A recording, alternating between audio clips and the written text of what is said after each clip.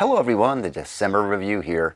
It's already been about 4 months since the end of And Just Like That Season 3, and as we get closer to turning the page into the new year, I thought it would be a good time to wrap up my Season 3 videos with its marathon recap, as I get ready to dive into the Wayback Machine and start featuring retro reviews for SATC and many other classic television shows. Heading into Season 3, there were a bunch of questions we had for our Manhattan friends.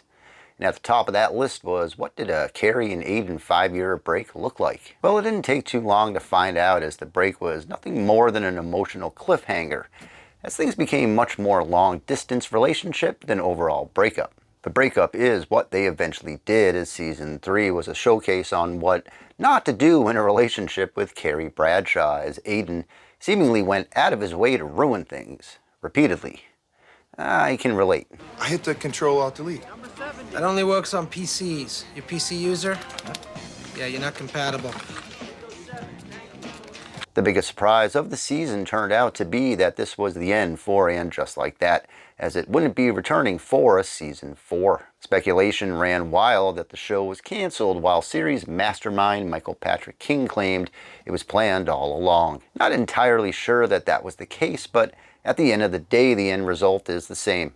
It was time to turn the page on this chapter of the franchise. Highlights of the season must start with episode 6, where Aiden returned to New York and proceeded to break a window in Carrie's apartment before admitting to having an affair with his ex-wife. The episode also included the very emotional ending where Charlotte broke down to Carrie at the pharmacy over Harry's diagnosis. Episode 1 featured the dramatic breakup between Seema and Ravi, which I thought was shot and performed very well in its meta movie and a TV show irony. Episode 7 stands out for the karaoke party, which also had the beginning of Seema's relationship with Adam. Episode 11 is where Carrie visited her old apartment, which had gone through some dramatic changes since we last saw it.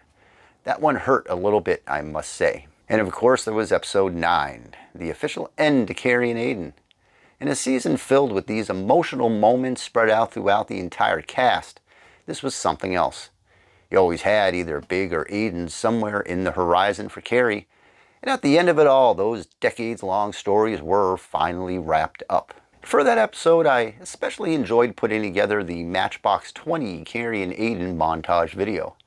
I'm not too well versed in all of the special effects editing, but give me a song and I'll spend hours trying to capture and convey a moment in time the best I can. I'm thinking I'll most likely take that montage and make it its own standalone video pretty soon. The whole season felt bittersweet because of it all in many ways, with so many cast members and especially Carrie needing to spend so much time soul-searching. It didn't help when it was announced that the series was ending with 2 episodes left. But much like life, things don't always go the way that you had hoped, and for whatever reasons the series was stopping, I thought the finale did a great job wrapping it all up the best that it could. If you want to revisit me yapping even more about these things, here is the December reviews And Just Like That Season 3 Recap Marathon. And just like that, Season 3 has arrived.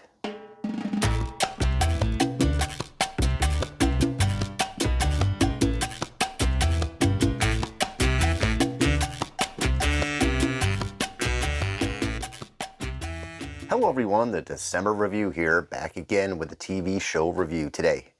We have the official return of Carrie, Miranda, and Charlotte in Season 3, Episode 1 of And Just Like That. Spoilers are ahead, so make sure to check out the show streaming exclusively on HBO Max. Carrie, have you heard anything from Aiden? Yeah, I got a postcard today. Well, what did he write? Nothing. Oh, blank postcards gets an awe? Well, not an over-the-top all, but it's better than nothing. When we last saw our SATC crew, Carrie moved out of her long-standing Manhattan apartment, and Aiden walked away from their relationship, putting a 5-year pause on it while needing to attend to his family in Virginia. Miranda had closed the chapter on her nuclear-powered crash-landing relationship with Che, and found some peace between her and Steve. And Charlotte found some balance between her career and keeping her home life afloat through its crazy schedules and complications. Overall, after 2 seasons, AJLT has brought a different flavor to these characters. moving on from the more over-the-top comedic shenanigans that SATC brought to the table, and settling into a much more dramatic next phase of these Manhattan personalities. Season 1 went the full dramatic route, dealing out big changes that each character struggled with through its full narrative. Season 2 eased up on that overly heavy personal journey, but brought back some of that SATC spice, but it still kept its feet grounded in a world where these people now reside. So what direction will Season 3 take? Well, it's hard to tell for sure just after one episode, but so far it's leaning much more into picking up exactly where we left off in Season 2.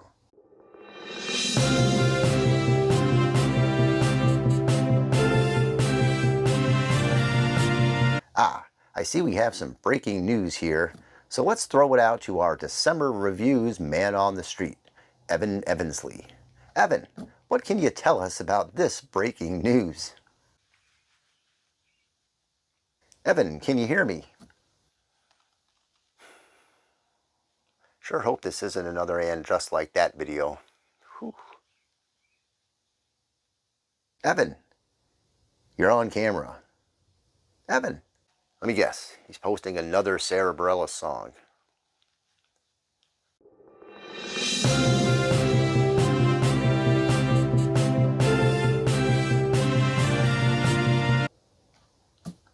Okay then.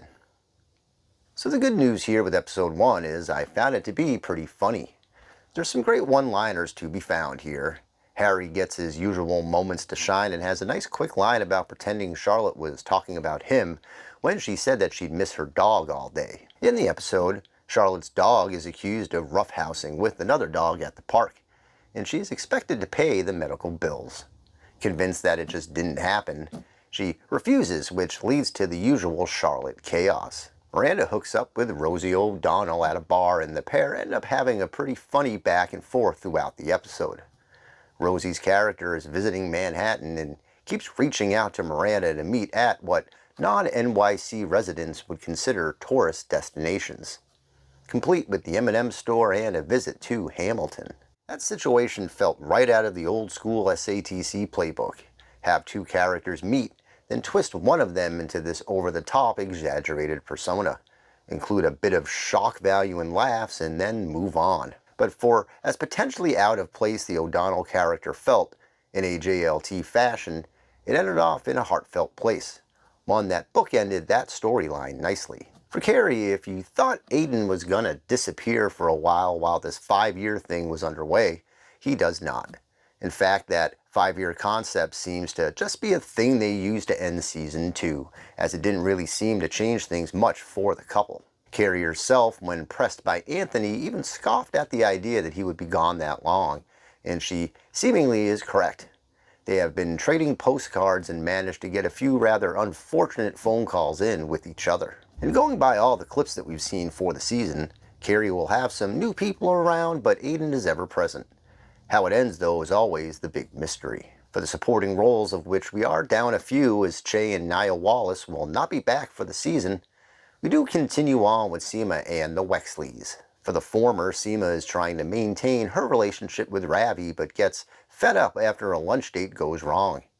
She seemingly ends it in a great scene while Ravi and his crew are scouting movie locations. For Lisa Todd, we catch up with her trying to start her next big documentary project, but is upended when the producers want a more modern character to be involved. And Herbert is continuing his comptroller campaign and is worried about not being cool enough as a public image. That's the big catch-up for the characters. Overall, I did enjoy the episode. At 44 minutes, there was enough time to feature everyone and bring this week's situations to a solid conclusion. One drawback in the previous seasons was, with the loss of Samantha Jones, they may have overcompensated with new characters, which at times either ended up cramming too much plot into an episode, or left someone out of the mix for too long. That certainly wasn't an issue here, as it felt very focused during its runtime. Behind the lens, Michael Patrick King wrote and directed the episode. His trademark framing was ever present, capturing the look and vibe he has created over the years. And that breakup scene with Seema specifically stood out to me. In the context of the story, we have a director scouting for an end-of-the-world location which he found, a dystopian pier layered with graffiti and gloom. Its characters are all dressed up, the upper class displayed over an Orwellian landscape. And its two leads, Seema and Ravi, are having their final goodbye. The whole scene was impressive, from its subtle context to its actual dialogue. For a few minutes it felt like we left the AJLT world and landed inside Ravi's film. Something similar happened earlier when we first meet up with Carrie, Anthony, and Giuseppe. There is a TV-themed song sprinkled in the soundtrack as Anthony sings his Hello to Carrie, which is the theme from That Girl. It's a quick moment, but taken together, both scenes quietly gave the episode a new, bolder look. This was accompanied by King's usual strong handle of its leads throughout the episode. So overall, I thought it was a solid, if not slightly unspectacular reintroduction for a new season. We didn't get anything on the level of Season 1's loss of Big Destruction, which is fine. That was a major event, but on an emotional level, we didn't really get that much at all. So it was more looking to set things up for the long haul, of which there will be 12 total episodes heading our way every Thursday night. On a programming note, the start time has changed from 3 a.m. local time to 9 p.m., which will be a bit of an adjustment here for me. I'm hoping to have these recap videos out every late Friday night, but expect a few Saturdays thrown in there as well. HBO has gone back to when SATC originally aired. Sunday nights used to be must-see TV with The Sopranos and SATC, and now Thursdays will be similar, depending on your time zone. So for now, it's status quo in AJLT land, but it looks like some shakeups are on the way. What will Season 3 ultimately be when it's all said and done? Will Miranda find the next chapter in her personal life and career now that the Che train has moved on? Will Charlotte ever find the balance between concerned friend and neurotic reaction? And will Carrie and Aiden all these years later finally somehow get on the same page and find their inner peace? I couldn't help but wonder. Life is a story we get to write every day. We have got to be present for every moment. Everything is gonna be fine. If you like this video, please subscribe to the channel for more. Thanks.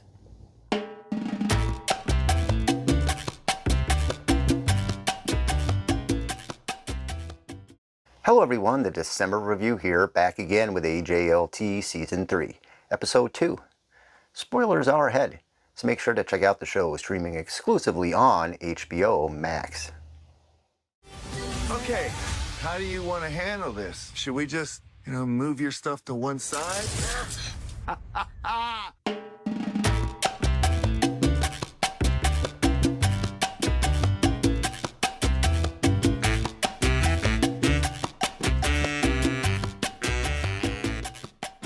So we had our reintroduction to our SATC crew last week in a solid Episode 1 that I thought was very funny overall, picking things up pretty much where we left them at the end of Season 2.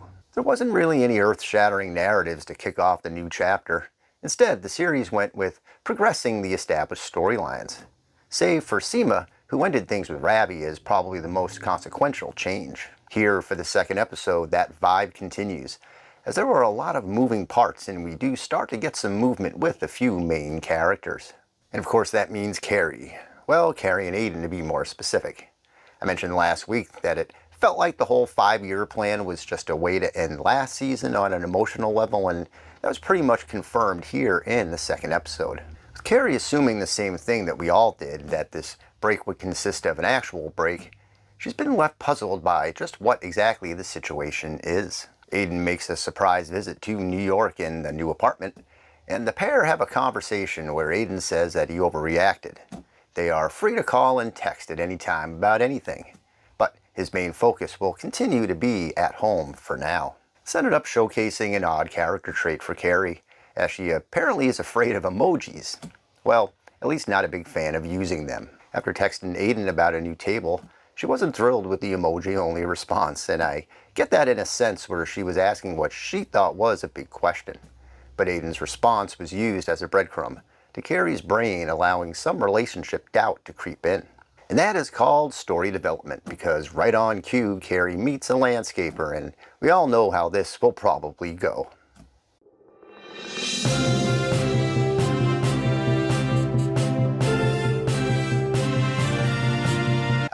I see we once again have breaking news, so let's throw it out to our December review man on the street, Evan Evansley. Evan, what can you tell us about this breaking news? Breaking news. Yeah, okay. More like lame bit for internet channel. Evan, can you hear me? I'm 99% sure I saw this done way better on Letterman 30 years ago.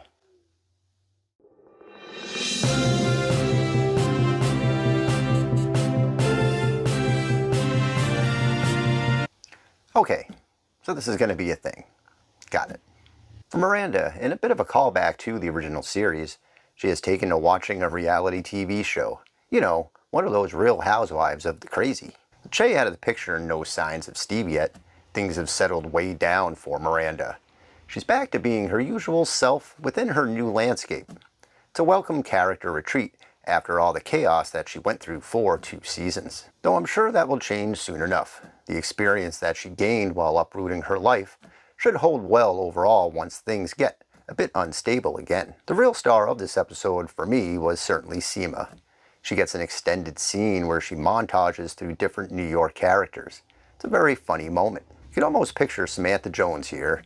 It was obvious from the start that Seema was gonna slide into that position, but the show ended up having so many new characters that the concept took a back seat. With the scale back of so many storylines in season 3 so far, that notion looks to be starting to get realized, and it's on its way.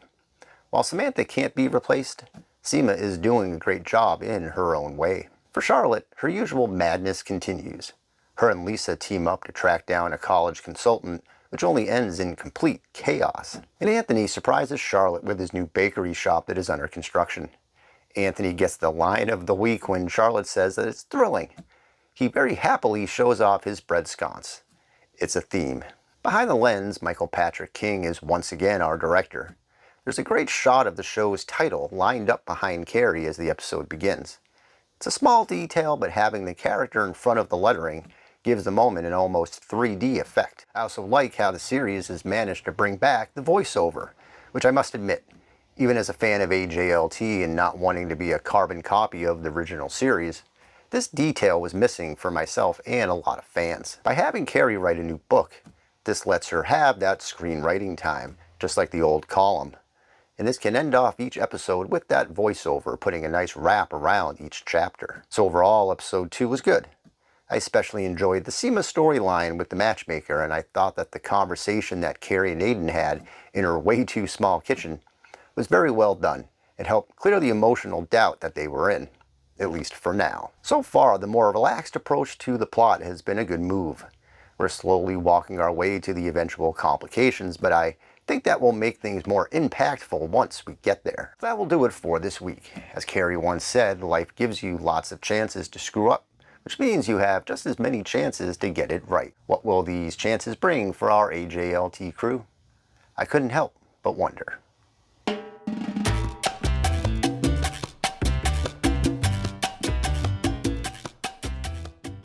Hello everyone, the December review here, back again with AJLT Season 3, Episode 3. Spoilers are ahead, so make sure to check out the show streaming exclusively on HBO Max.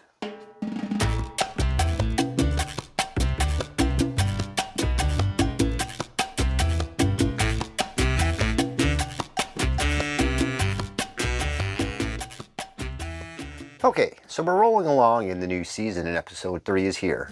And it was noticeable right out of the gate that this would be a fast-paced and funny episode, filled with lots of one-liners, and we managed to inch the story along just a bit. Here are the quick bullet points before we dive in with a bit more conversation. For Carrie, it was a phone call with her publisher that sets up a business trip to Virginia, where she can take on the engagement and meet up with Aiden for lunch. Miranda takes on a lunch date with Joy as they exchange feedback on Miranda's live interview skills. Charlotte feels like she's missing out on the after-hours aspect of her gallery work, so she and Harry dress up and head out for an extended evening. Seema gets some interesting news when the majority holder of her real estate firm decides to retire. Assuming that she was in line to take ownership, instead someone else is brought in, causing Seema to take an impromptu vacation to figure out her future. Lisa is informed by her editor that she will be leaving her documentary to work on another high-profile project. And Anthony opens his bread store with little fanfare and even less customers. That is, until Giuseppe agrees to come back to work for Anthony. Again, to me, this felt like a fast-paced and focused episode that was particularly funny throughout. There has been a strong emphasis, it seems, on streamlining the storylines here now that we're without Che and Naya. And I feel that this has been a beneficial tactic.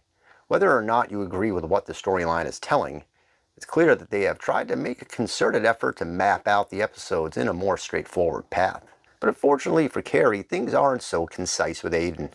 I have to say it's been a bit strange so far in Season 3, but just what the heck is going on with Aiden? Whenever I feel like the pair have found some solid ground, something odd pops up, which is clearly not helping Carrie, who is overthinking things at every step, and rightfully so. After setting up the trip to Virginia, Carrie gets a phone call from Aiden's ex-wife, who actually asks if she can get some Adderall for Wyatt, to which Charlotte actually is able to get. I'm not sure what's more unnerving, getting asked or Charlotte knowing what to do.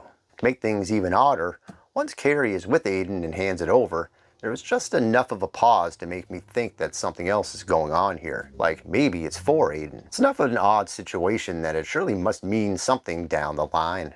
And add to it, Aiden invites Carrie to stay at his place and ends up putting her in the guest house. We end the episode with her there alone with her laptop. Some could argue that this is some type of cosmic revenge from Aiden, considering all the damage dealt his way over the years. I don't believe it's about their past as much as it's just his present and what his current family situation can offer. It just happens to be less than what Carrie once or initially expected. Big and Aiden were the main storyline for years, which we were able to watch the back and forth tangled web it all created. The two were opposites and had their own good and bad qualities within their relationship framework. Us, the audience, could pick a side to cheer for. With Big gone, the complexity changed. This isn't about who Carrie will eventually marry, it's about what's left all these years later. There isn't another Big in the mix. Instead, it's Aiden's life that is the sticking point. The roles have certainly reversed in that way.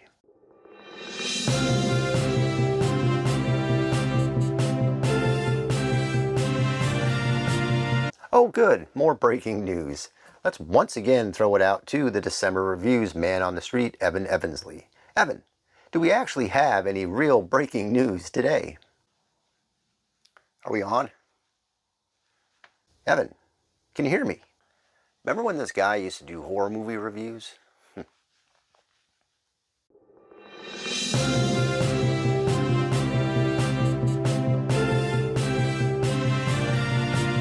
I'm going to come up with 9 more weeks of material for this.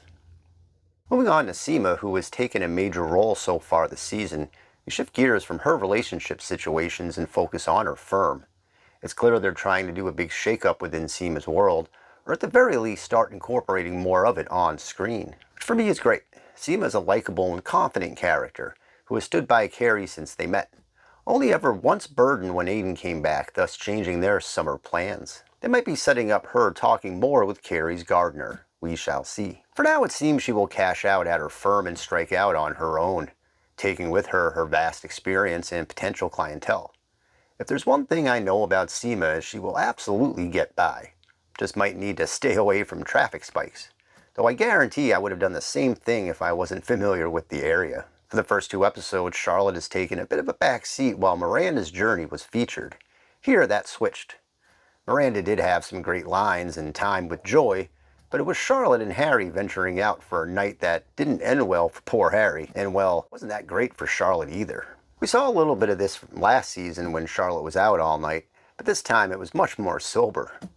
But it did seem a tad redundant, but any time you can get the on-screen couple together for an extended time is good in my book. Harry and Charlotte work very well together, have great comic timing, and it should certainly be featured more. For Lisa Todd, well, she gets a bit angry as her editor leaves her project. It's understandable as she was taken off guard by the news, but thankfully, she turns the corner and is able to see the bigger picture. The episode was written by Samantha Irby. I wanted to make mention of that because I thought it was noticeably lightning quick with the dialogue. There are a handful of great lines here. Irby also wrote episode 5 in season 1. Another standout in the series, as it was the episode Miranda and Che got together while Carrie was on the mend from her hip surgery. That episode had the very well performed argument where Miranda breaks down to Carrie, a top moment in the series for me. The humor here was equally as well crafted. And that dialogue was in sync with the direction of which Michael Patrick King is back once again. The episode felt supercharged in terms of writing, directing, and acting all being on the same page. The series continued its almost movie-esque quality filming. So overall, I thought it was a very well-written episode that moved things along nicely, if still a bit lacking in the dramatic department. The stakes are still low right now, but eventually Carrie and Aiden will come to a head. They both seem to want to make it all work. It's just a matter of communication and expectations. So far in Season 3, Carrie has been a bit fraught with where things are, and much like Seema seeing a proverbial sign for her real estate future, I imagine Carrie will eventually need a more solid foundation. Whether or not Aiden can provide that is the big mystery.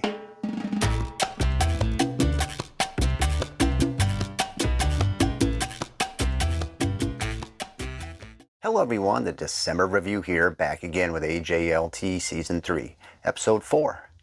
As always, spoilers are ahead, so make sure to check out the show streaming exclusively on HBO Max.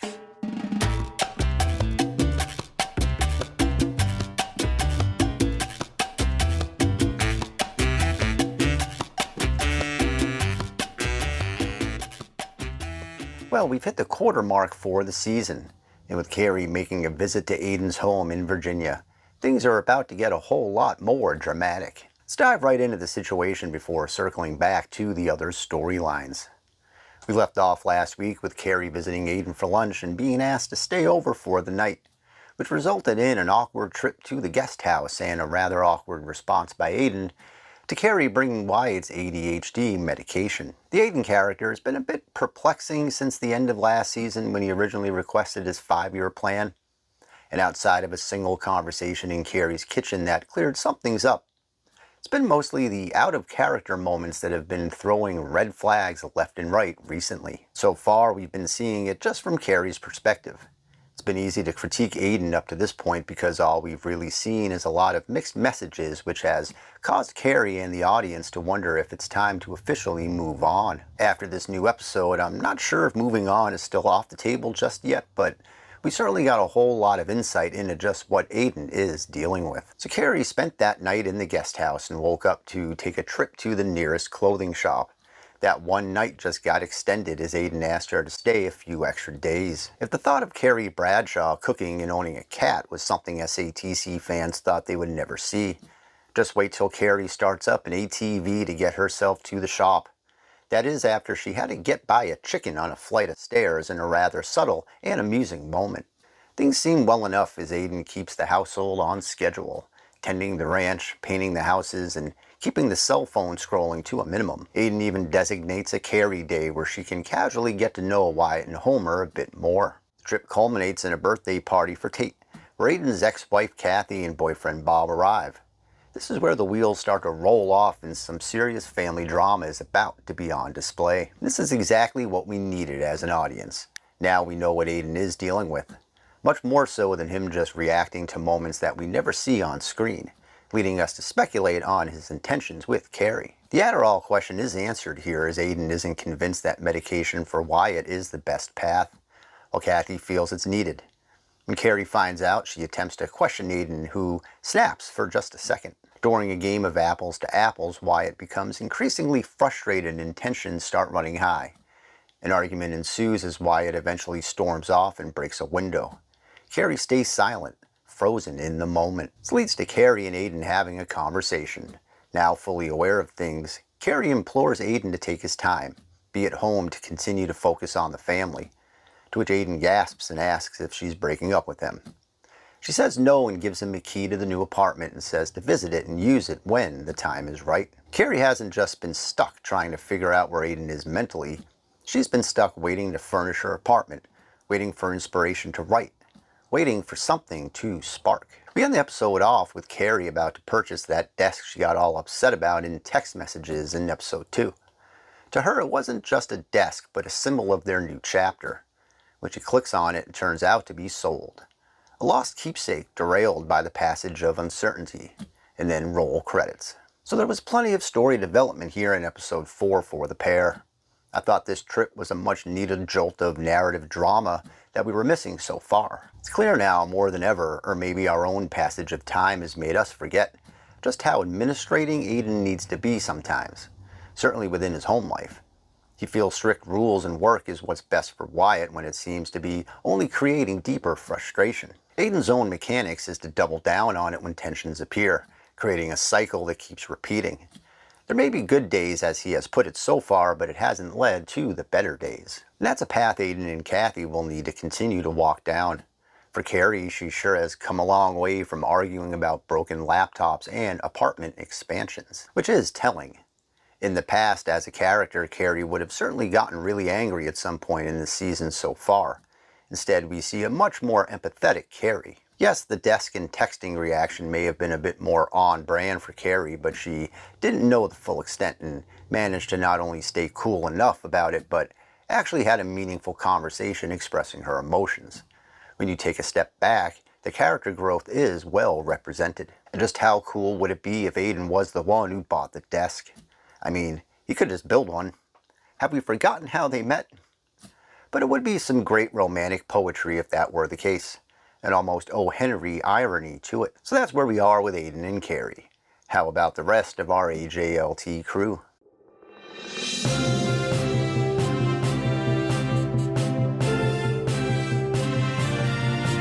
Oh good, it looks like we have more breaking news. Let's once again throw it out to our December review man on the street, Evan Evansley. Evan, I'll give you $10 if we actually have any real news today. Are we on? Evan, can you hear me? Evan, I wonder who would win in a fight. Captain Marvel or Godzilla?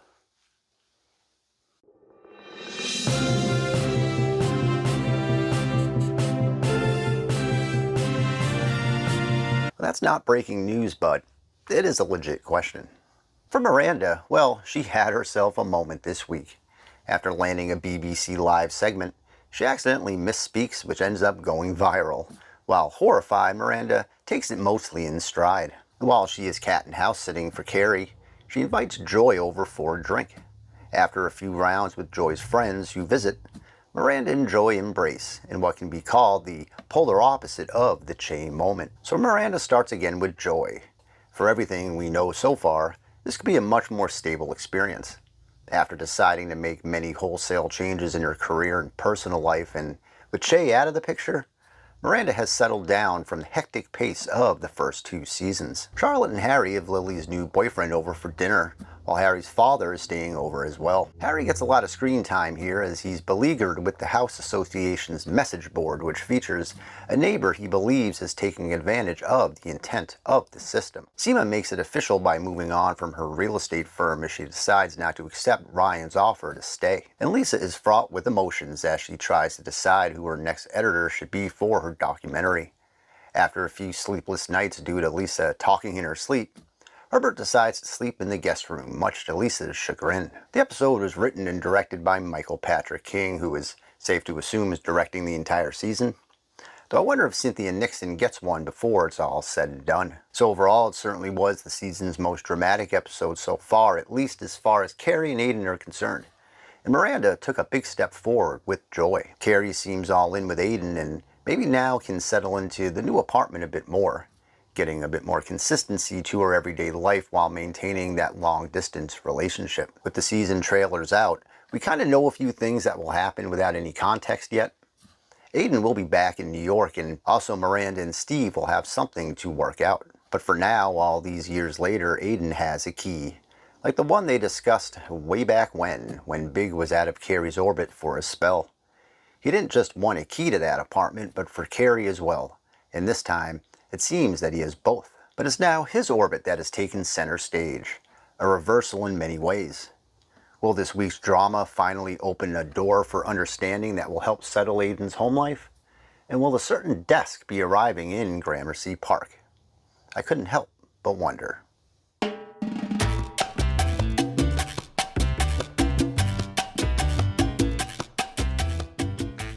Hello everyone, the December review here, back again with AJLT Season 3, Episode 5 Recap. As always, spoilers are ahead, so make sure to check out the show streaming exclusively on HBO Max.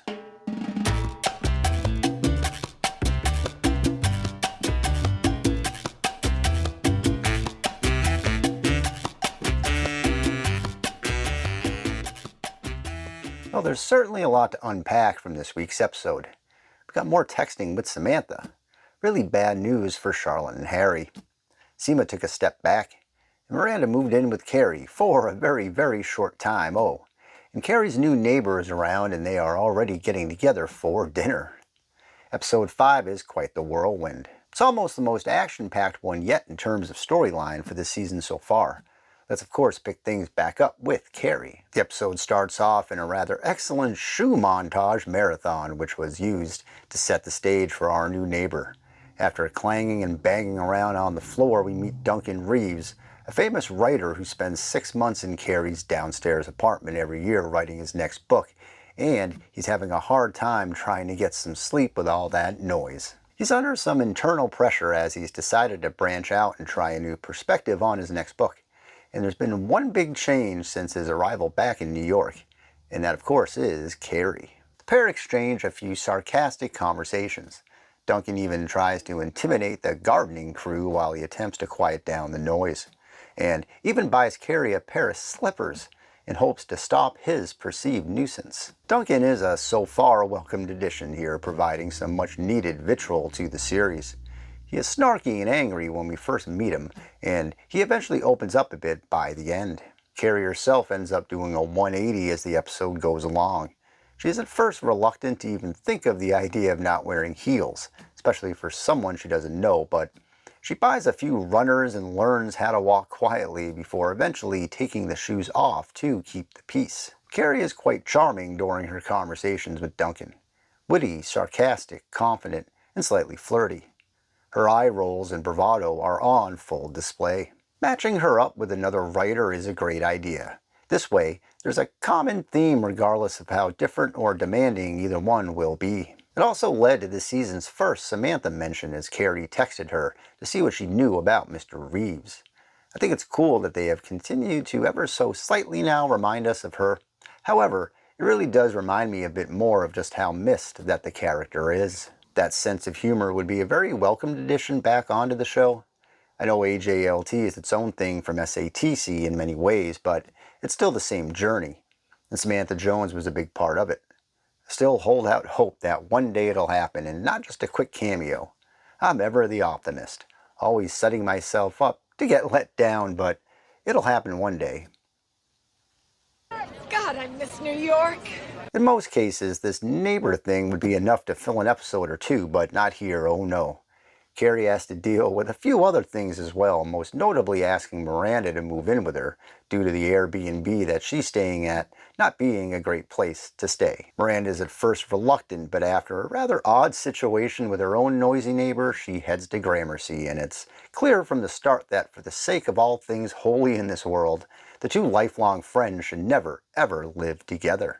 There is a bit of symmetry with these two storylines happening so quickly. We have two neighbor scenarios colliding together as Miranda retreats from hers and moves into a house where now noise is trying to be kept at a minimum. It's an interesting comparison. Early on, Miranda asks Carrie if she can speak to Seema about helping to find her own new place to stay, which Carrie feels could be a problem mixing friends and favors. This felt a bit strange that Miranda didn't just feel like she could ask Seema herself, but it didn't take long for Seema to get involved once the friends battled over breakfast yogurt and Coca-Colas. And if all this wasn't enough for Carrie, we quickly get our answer to the dinner table being sold. Yes, it is a table and not a desk, as I mistakenly mentioned in last week's episode. I also messed up in episode 1 where I kept saying Hamilton instead of Wicked. It's always great to miss a mistake after writing, filming, and editing something for a few hours, but you can count on me to mess something up inadvertently. So that table, which Carrie thought was gone, was in fact purchased by Aiden and is now residing nicely in the new home. That is, if Miranda doesn't destroy it first. Switching gears over to Charlotte, and things are a bit more somber. With some of this season's, we'll call them glitches, that Harry has gone through, turns out that he went and got checked out, and he does in fact have cancer. He implores Charlotte that there is a very high success rate, everything will be fine, and that no one can know. He just wants life to carry on without a distraction. This, of course, throws Charlotte for a major loop, as her family and the Wexleys are set to go off for a weekend glamping together. a weekend not many people really seem to want to be there for. Charlotte lashes out multiple times as the trip isn't exactly going great. She eventually gets some chill time with Lisa, who notices something isn't right. Charlotte doesn't say what is wrong in a rather poignant moment for the character. It's hard to know what the situation will bring for the Goldenblatts. And just like that, the couple have settled down into family life, long removed from the trade divorce which brought them together. Harry was the everyday man and underdog who eventually won the heart of Charlotte and the audience. Their journey during SATC was a highlight for me, as Harry was a welcomed reprieve from the cold and distant Trey and Bunny world. On face value, Harry will be okay, and this will showcase another side of life for our crew as the years continue to add up. Their support system will be as important as ever as this plays out. I'm sure once the shock is over with, Charlotte will be as strong as we know that she can be, and hopefully we have Harry continuing to make us laugh for many more episodes. Miranda didn't exactly have a great week either. Her move-in with Carrie was a disaster, though we did find out that they did live together before back in the 90s, if I remember that correctly. That was interesting news. Personal space doesn't seem to be a thing for her, as the much more guarded Carrie wasn't enjoying a shared environment. Shades of things to come perhaps with a guy out in Virginia. And she didn't have much luck with space over at Joy's place either, as her stay over there was interrupted by Joy's 2 dogs. Again, this was symmetrical storytelling, taking one scenario and compounding the idea in different plot lines. For Seema, she gets some bad news as she's turned down for a loan she was looking to use to start her own firm with. In fact, the bank assistant she dealt with was the same one that Carrie was denied by way back when in, I believe, season 4, when she was trying to buy her Manhattan apartment. It's interesting to note how successful Seema is, and after being bought out, she needs a loan, let alone doesn't get one. I wonder if Carrie ends up helping her out soon enough, though if she was worried about friends and house hunting, loaning money is next level problematic. And for Lisa Todd, apart from trying to hold it together for the glamping getaway, she has admittedly fallen a bit for her new editor. This gets further complicated once Herbert sees a picture of them together, and all of a sudden their time together seems like it could also be next level problematic. The episode marks the first one this season not directed by Michael Patrick King, and instead it was Julie Rottenberg who steps in. I thought the pacing continued quite well from last week's Virginia road trip. There was a lot going on here and it all looked great. That opening shoe montage had some nice bite to it, so I would like to give a shout out to this episode's own editor, who no doubt I'm sure has enjoyed some of the wink and nod editor drama that's happened this season. Looking ahead to next week, and it seems like Aiden will be back in New York, with Duncan now part of the proceedings. I'm betting things are about to get a bit more interesting for the city that never sleeps. Been a crazy 2 weeks after a quieter pace to start the season. Everyone has officially landed in full storyline drama, and I don't think it's going to change its pace anytime soon. Will Miranda finally find her own place? Will Harry be okay? Will Charlotte not fully snap? And will Carrie navigate through a new Duncan world? I couldn't help but wonder.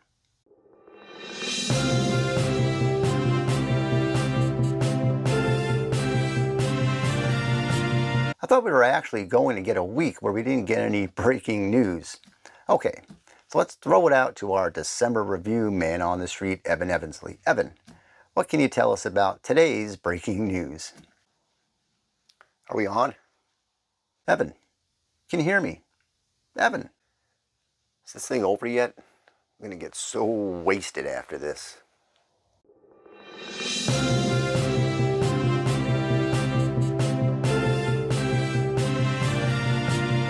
Yeah, that's about all I got for this week.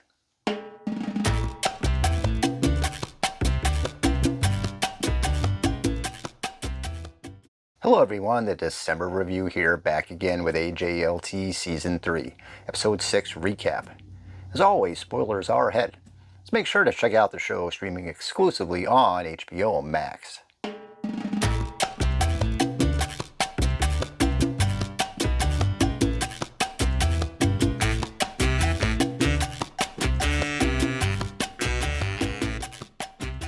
Well, the season has been building up to some serious drama in the past few weeks, from Carrie's visit to Aiden and Harry's cancer diagnosis. Things have been rocky across the board for our AJLT crew. And It's about to get a whole lot more difficult in this week's episode. There's a lot to unpack here with multiple sad storylines, but I need to start with, of course, Carrie. I am a defender of the character. Over the years, she's been labeled as the villain of the series by many who can maybe look back at the original series now and see plenty of storylines that I'm sure would have been dealt with differently today. There has been a noticeable shift in who Carrie is this season, really throughout And Just Like That's full run so far. The loss of Big seems to have had some leveling up changes, even if very subtly. I've talked about her more measured approach to things recently. Carrie doubled down with Aiden after her rough road trip, a move plenty of fans were seeing as the perfect spot to move on. Just last episode, she wavered in her shoe war with her neighbor, opting for peace over difficulty. Maybe she's realized that life is fragile, and now, without needing to worry about any money anymore, this is a stronger version of Carrie. One who can take things more at face value with a few instances of stubbornness along the way. But now, after episode 6, Carrie, this Aiden thing is over. At least it could be. So Wyatt decides to take a week-long sabbatical, freeing Aiden up to swing by New York for a spell. Things don't exactly start off on the right foot when their customary pebble-throwing entrance ends up smashing a very old window pane. Carrie's pretty upset over it, considering how old the glass was. She lists off the major historical events that the window has lasted through and points out its keen way of creating a rainbow in just the right light. Aiden is, of course, really sorry and ends up driving to Philadelphia, bringing back as many centuries-old frames as he can find, but nothing will seem to work. The glass is shattered. And that's when he drops the news that he and his ex-wife spent a night together. This was a very surprising revelation for me. Aiden hasn't exactly been his lovable self in AJLT, and more so this season, but to cheat on Carrie, never saw that coming. But what exactly do you define Carrie and Aiden in 2025? They don't know. We don't know. So what does this really mean? Well, for Carrie, in another surprise move, instead of ending things, she takes a moment and understands. She's not exactly thrilled, but Aiden is still welcome anytime. It kind of played out like that. They did have a conversation, once again trying to understand just what their relationship really is. With this 5-year break thing from Aiden that still exists but doesn't really exist, he said he overreacted. She said he needs a space. Is this really cheating if they aren't exclusive? Are they exclusive? What dimension are we in? I was genuinely surprised at Carrie's empathy here. No one would have blamed her for getting him out of the house in that moment, and maybe we circle back next week and pick up those pieces. But no. Are we a couple? Are we exclusive? Did I sell my old apartment and buy this huge new one for your family to stay at? Did you want a 5-year break, then not need a 5-year break? You can text but not call. You can call and stop by. Do whatever you want. Yeah, it's all got me a bit perplexed. Taking a step back, maybe we can refocus a bit. Aiden isn't someone new. There's a history almost as old as that window pane between them. The emotional baggage here is enough to open a store on Broadway. Maybe 2 stores. Maybe buy a store, then the one next to it. Start knocking down a few walls to connect them. What's the worst that could happen? That must be factored into Carrie's more measured approach to all this. To fully understand is to see just what the expectations are. Though it was his idea for the 5-year thing, Aiden thought of the relationship continuing on long distance. They wouldn't be together much, but they are still together, exclusive. For Carrie, it isn't the same. We all thought this 5-year thing was going to be legit moving on at the end of last season. Carrie was free to live as she saw fit, and when Aiden was ready, they would see where they were. Not exclusive. Sort of. In that context, should she have been more upset? The whole thing was shrugged off rather quickly. Throwing a pebble at a window has been a thing the pair have done for years. This time it had unwanted results that were very much foreshadowing. The glass didn't just shatter, maybe so did the expectations they were both holding on to. Man, it's a lot to take in, and I haven't even got to the rest of the cast. Another big narrative this week is the sudden loss of Lisa Todd's father. While she is in the editing room with Marion, Lisa silences her phone after a few of what she thought were unnecessary calls. Turns out her father had an emergency and ended up passing. Lisa is reeling from not being there in the final moments. She ends up getting an email invitation to the services from her father's longtime manager of the theater he owned. This sets off a meeting between them, as Lisa tries to get her to back down. This storyline between Lisa and Lucille I thought was quite touching. In fact, it had a bit of Sweet Magnolia's vibe to it, which is an excellent small-town drama on Netflix that I recommend checking out. One would assume Lisa was correct for wanting to take control over the service arrangements, but when you look a bit deeper into Lucille's motivation, it's impossible not to feel compassion for everyone involved. The episode features the service, which was held at the theater, filled with musical numbers and grand costumes.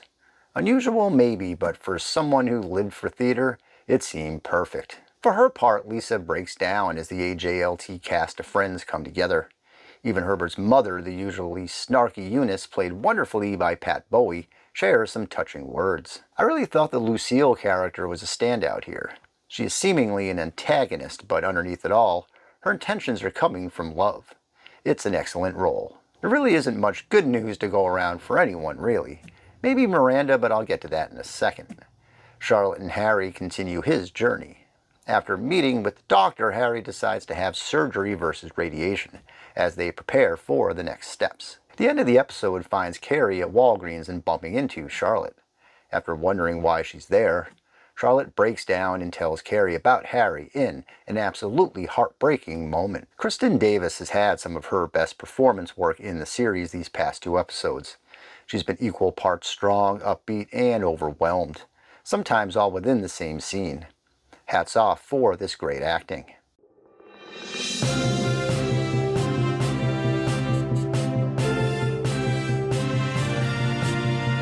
Okay. It's once again time for breaking news, so let's throw it out to the December Review's man on the street, Evan Evansley. Evan, please tell me we actually have some news. Are we on? Hello? Yes, you're on. Oh, hey, hello. Yes, I can hear you. Awesome. So what has been this breaking news the whole time? Well, just didn't really have anything else to do. Hey, what's going on with Carrie and Aiden? Crazy, right?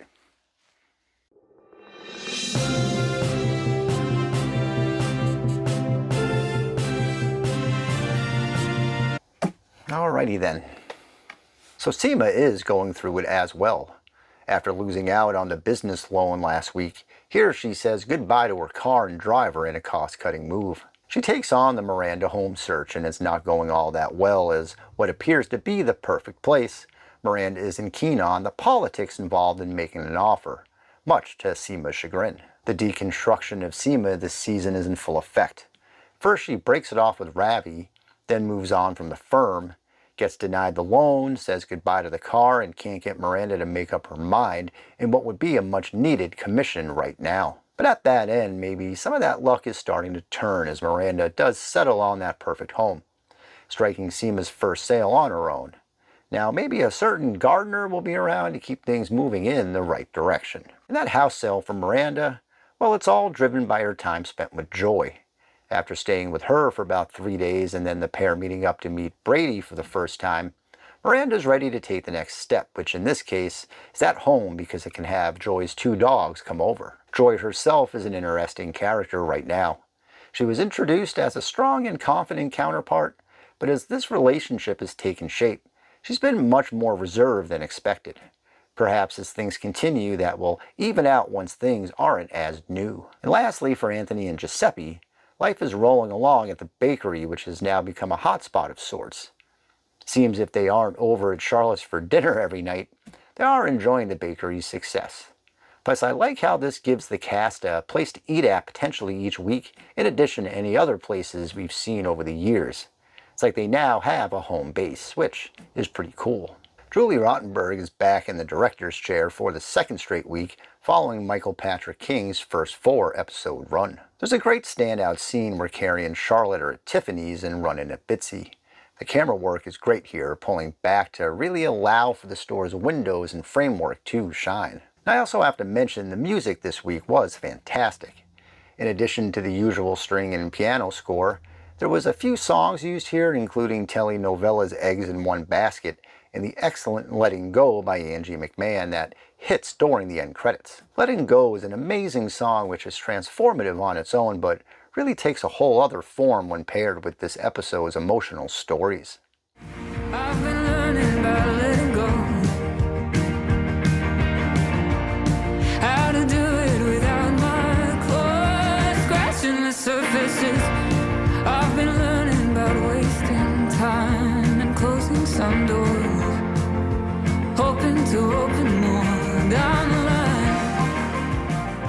And that's the key word this week, emotional.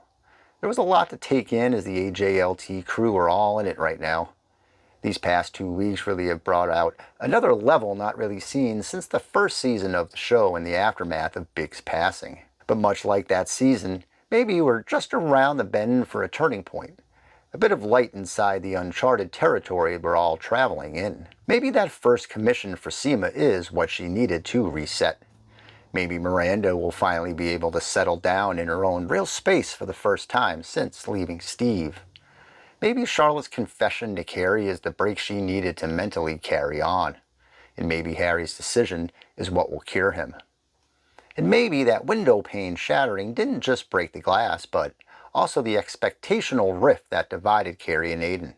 And maybe end up just bringing them closer together in the long run. I couldn't help but wonder. It's okay, make mistakes, make mistakes. It's okay, make mistakes, make mistakes. It's okay, make mistakes, make mistakes. It's okay, make mistakes, make mistakes. It's okay, make mistakes, make mistakes. It's okay, make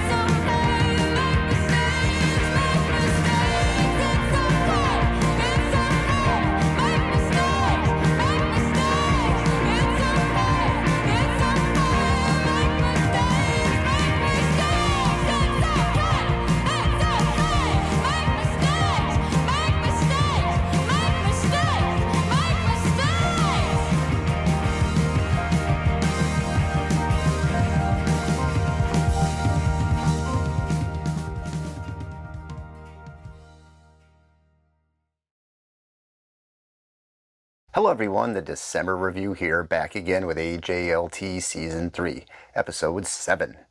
As always, spoilers are ahead, so make sure to check out the show streaming exclusively on HBO Max.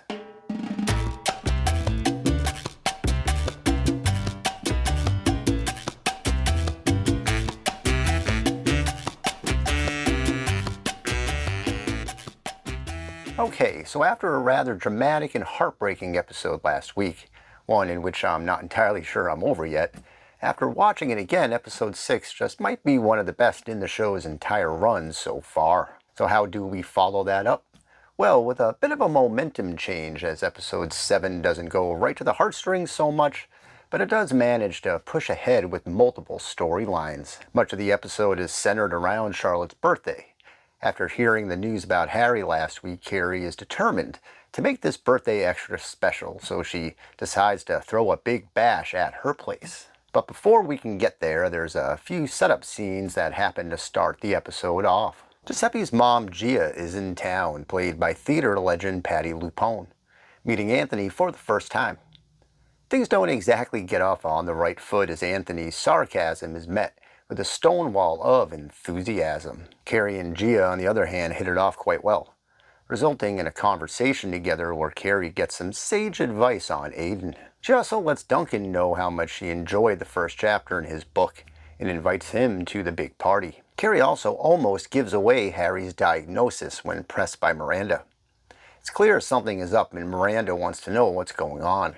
Carrie says it's Richard Burton, Charlotte's pup, who is terminally ill.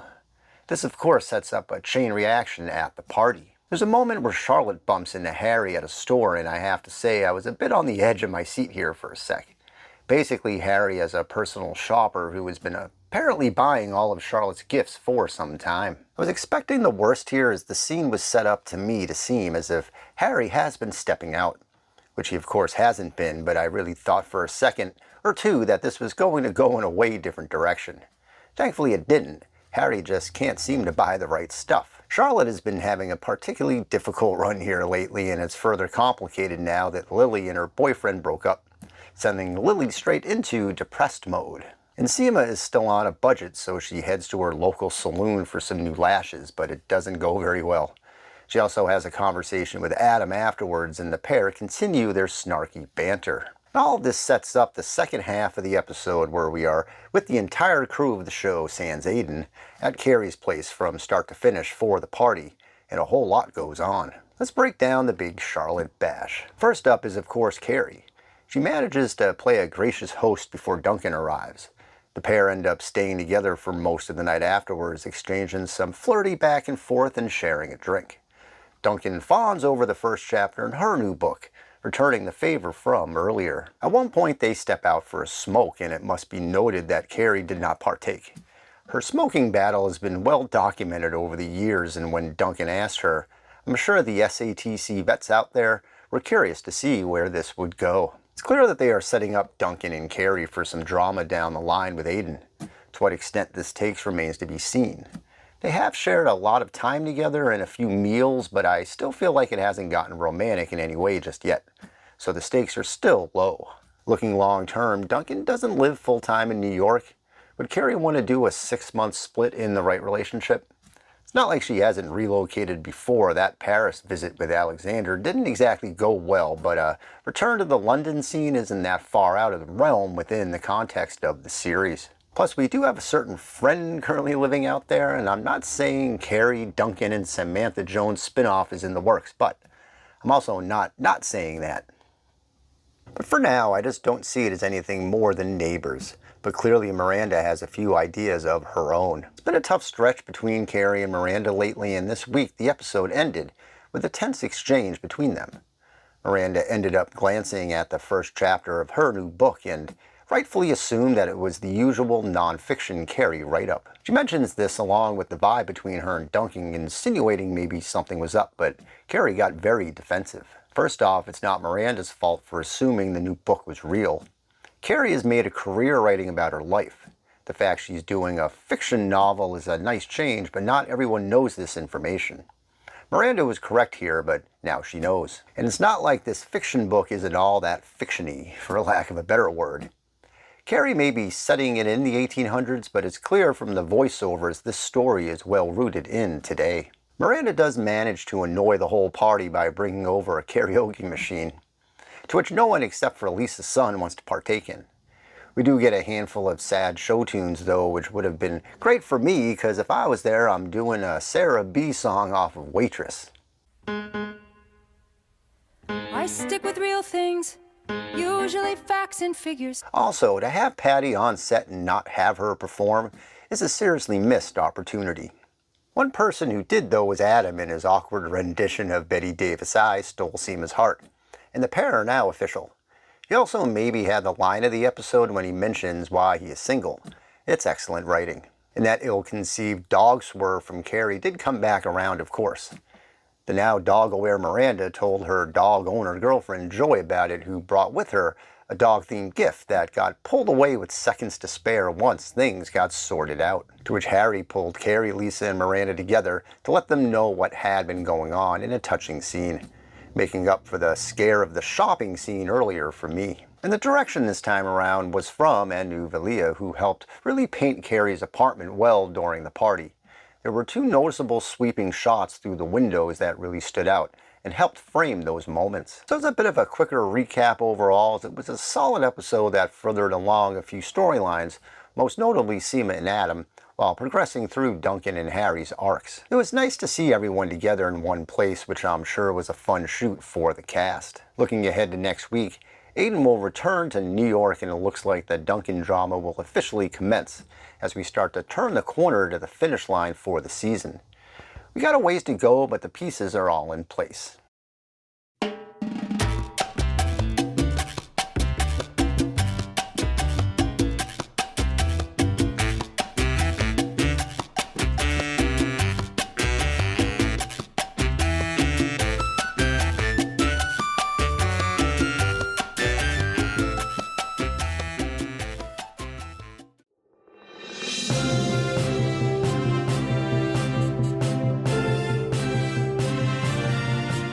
Hello? Anyone here? Hello? Oh man, I actually had breaking news this time. Well, if you like this video, please subscribe to the channel for more. Thanks. I've always wanted to say that. Hello everyone, the December review here, back again, once again, with AJLT Season 3, Episode 8. As always, spoilers are ahead, so make sure to check out the show streaming exclusively on HBO Max.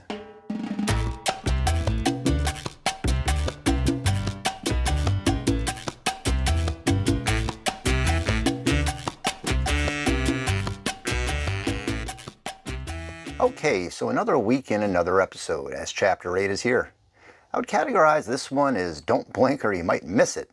The runtime is noticeably shorter than all of the previous episodes, clocking in at basically 30 minutes of narrative. And what we do get is an upbeat episode, one that manages to hit every character nudging things along. I'll start like usual with Carrie and Aiden, as the episode opens up to Aiden back in New York, this time bringing a few extra heavy suitcases for an extended stay in the city. After spending the afternoon together, Aiden mentions that Wyatt has decided to start staying with his ex-wife Kathy, freeing him up for this long visit. After hearing this, Carrie decides last minute to cancel her writing session with Duncan so they can spend the evening together. First off, what's with Aiden continuing to shoehorn his news into these conversations this season?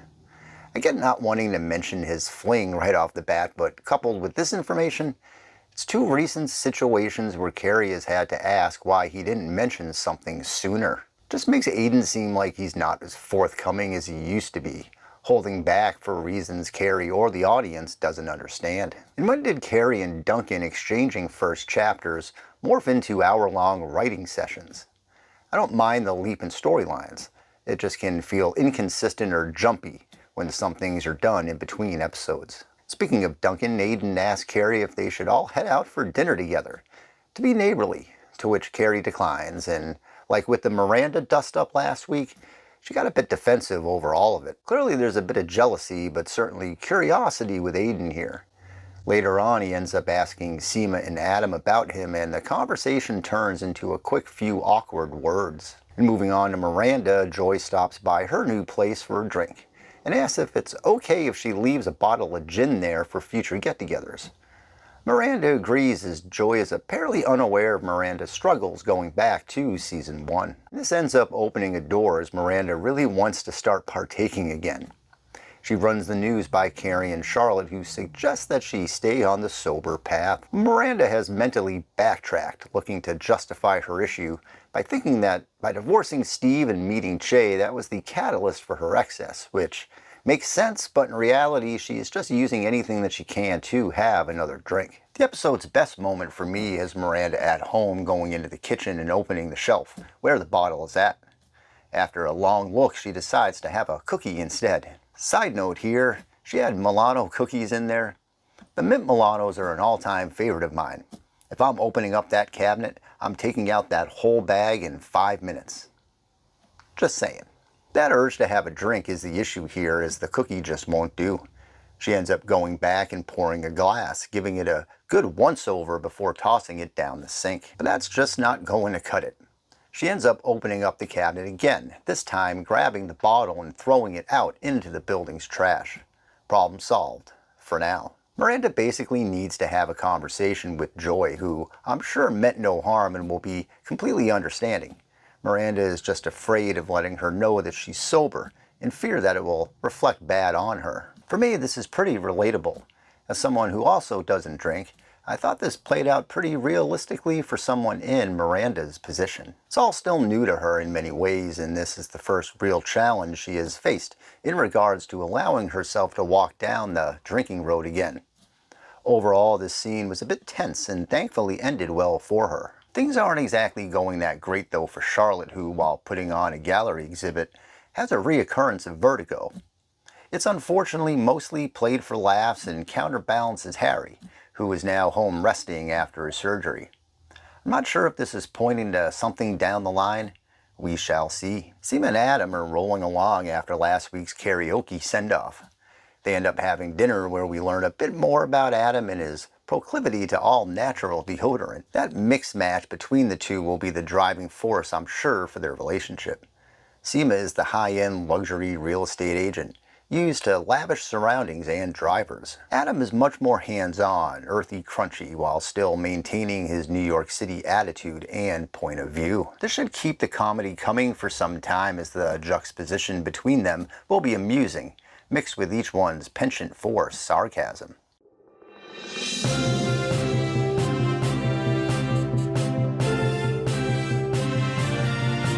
Oh, good. More breaking news. Okay, let's throw it out to the December Review's man on the street, Evan Evansley Evan. What can you tell us about today's breaking news? This is Evan Evansley live at the December Reviews newsroom. Breaking news. Due to recent cutbacks, Silly Putty will now be 30% less silly. Back to you.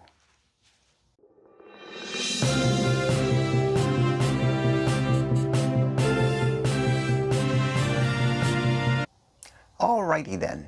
Lisa Todd continues her trek through her documentary, but her feelings for Marion are starting to become problematic. Though I must say Charlotte didn't help much here when the pair talked about it. Lisa ends up skipping Charlotte's gallery event to go to a movie with Marion, where afterwards they would be able to talk with a high-powered producer who might be able to assist in Lisa's project. And that all sounds well and good until Lisa panics during the movie and leaves early after already stumbling over things at home. But she's able to speak with that producer over the phone. Can't see this ending well for Lisa, depending on how far the writers want to take this. Lisa was introduced as a strong family and friend mentor, a successful, dependent, and driven director. With Marion in the mix, some of that strength seems to be slipping away. And Anthony gets a bit of screen time here with a quick scene where Giuseppe's mom continues her passive-aggressive attitude towards their relationship. Giuseppe suggests that Anthony has her over for dinner, just the two of them, so she can get to know the real him. I have a feeling that scene will be pretty funny. It was hard not to feel bad for Anthony last week while Gia was getting along with everybody but him. That increasing anxiety was palpable. She's obviously bringing her own baggage to the situation, one where her career also is making things difficult. I imagine they will eventually end up finding common ground, though it would be funny if they just never can make it work and she pops in from time to time just to make Anthony crazy. What? I'm empathizing. Next week brings us the long-awaited Aiden and Duncan interactions, which I'm sure will go very smoothly. We really haven't seen Carrie and Aiden find their own groove yet this season, and throwing Duncan into the mix sure won't be helping that out anytime soon. But for now, episode 8 was a short trip around the city block that seemed like a quick way just to spice things up while jumping ahead in a few storylines. There are 4 more episodes left, so we are hitting the final arc as we sprint towards the finish line for season 3. I'm hoping we can start to see some chemistry back between Carrie and Aiden. With how rocky their path has been since the end of last season, I'm assuming it's going to get even more difficult now. I've been waiting for a romantic, swept off your feet moment, but outside of just general excitement when they meet, it's mostly felt uninspiring. This isn't setting up to be like a big Aiden situation, at least not yet. We would need a few years worth of drama to get to that point, but the concept could be there depending on how everything evolves. Right now, it seems to me it feels like a lot of what Carrie is doing seems to be pretty standoffish. Same for Aiden in many ways. There's a few missing pieces in this connection right now that the audience can see, even if they seem to be otherwise unaffected by how this season has gone. Well, for good or for bad, that will no doubt change soon enough.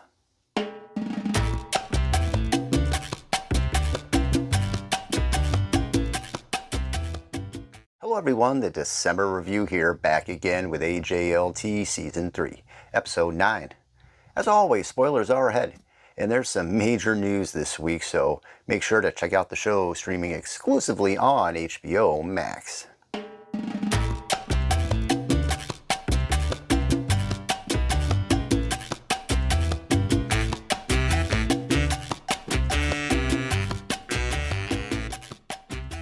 I'm Aiden.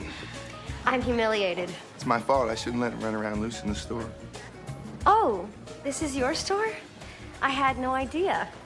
As soon as I heard the lie come out of my mouth, I knew I was kinda interested. Well, what seemed to be inevitable is here as AJLT takes its 9th spin around the sun this season. The Carrie and Aiden orbit has been a rocky one ever since the end of Season 2, when Aiden brought up the 5-year plan. We won't need fake breaking news today as the series brought its own. And now the longtime couple are again officially over.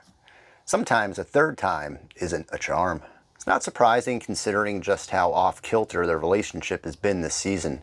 And at the end of the day, the same issues the pair dealt with 25 years ago were the same they were dealing with now, which ultimately led to its familiar conclusion. The episode opens up to Carrie coming home to find Aiden and Duncan outside together, having a conversation.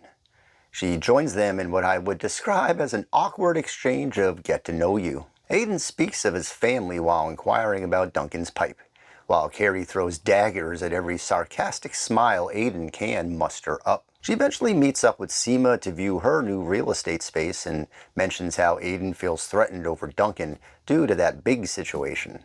She also feels he crossed a line when she specifically said to leave Duncan alone. Things get worse later when Carrie and Duncan are in a writing session. Aiden stops by to offer to make dinner and is just not getting the point that it won't be necessary. When she eventually turns in for the night, a visibly upset Aiden demands she wash off the smoke from Duncan's pipe. Carrie ends up sleeping in another room. And that right there is game, set, and match. The fallout the next day is palpable. The arguing starts first thing as Carrie says she's going for a walk. A throwback a bit to the argument that they had in Carrie's apartment in season 4. Shut up! Yes! Shut up! Shut up! You're telling me to shut up? Please, just shut up! I am so sick of hearing you talking all the time. Don't you ever just shut up? I'm gonna take a walk. No. I'm taking a walk. You can stay here with your boxes of shit and your shoe-eating dog, and you can knock yourself out putting on the Rogaine and the speed stick. This is why I need a second door. They later meet up for lunch where the breakup happens. Aiden says he still has trust issues with her, prompting Carrie to walk away from the restaurant and question why. After everything that she's done, after being 100% in, after agreeing to things that even he couldn't live up to, still has to question her commitment. They hug for one last time. Carrie gives a disappointing eye stare for the ages, and the episode ends with Carrie meeting the crew for dinner. It's a pretty rough day for Carrie. It's interesting looking back at all this now that the AJLT version of this relationship has played out. You can really see how the arc came round full circle. For her part, Carrie as a character, I feel, has really evolved in many ways in AJLT, which is on full display over the course of this Aiden narrative. She showed a patience and understanding we probably wouldn't have seen during SATC in regards to giving Aiden his time to be there for his family. She never wavered from loving him, though she was clearly his second priority. She didn't blink when put out in the guest house. She barely flinched when Aiden hooked up with his ex. She bought a new home for him and his family. What she received was late-night phone calls, negative emojis, a broken window, and never knowing where things really stood, or when the rocky waters would eventually turn smooth. And at the end of the day, he still had his trust issues. Looking back, I don't know what Carrie could have done more to save this. It's a shame overall because as SATC fans, we've been conditioned to have either Big or Aiden in Carrie's orbit in some way. I really can't see Aiden getting a 4th spot, so a major decades-long narrative has concluded. I must say I really enjoyed the honeymoon phase of Season 2.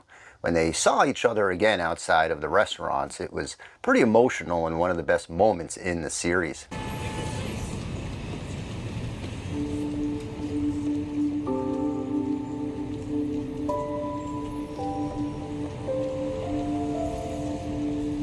What are the chances this would ever happen?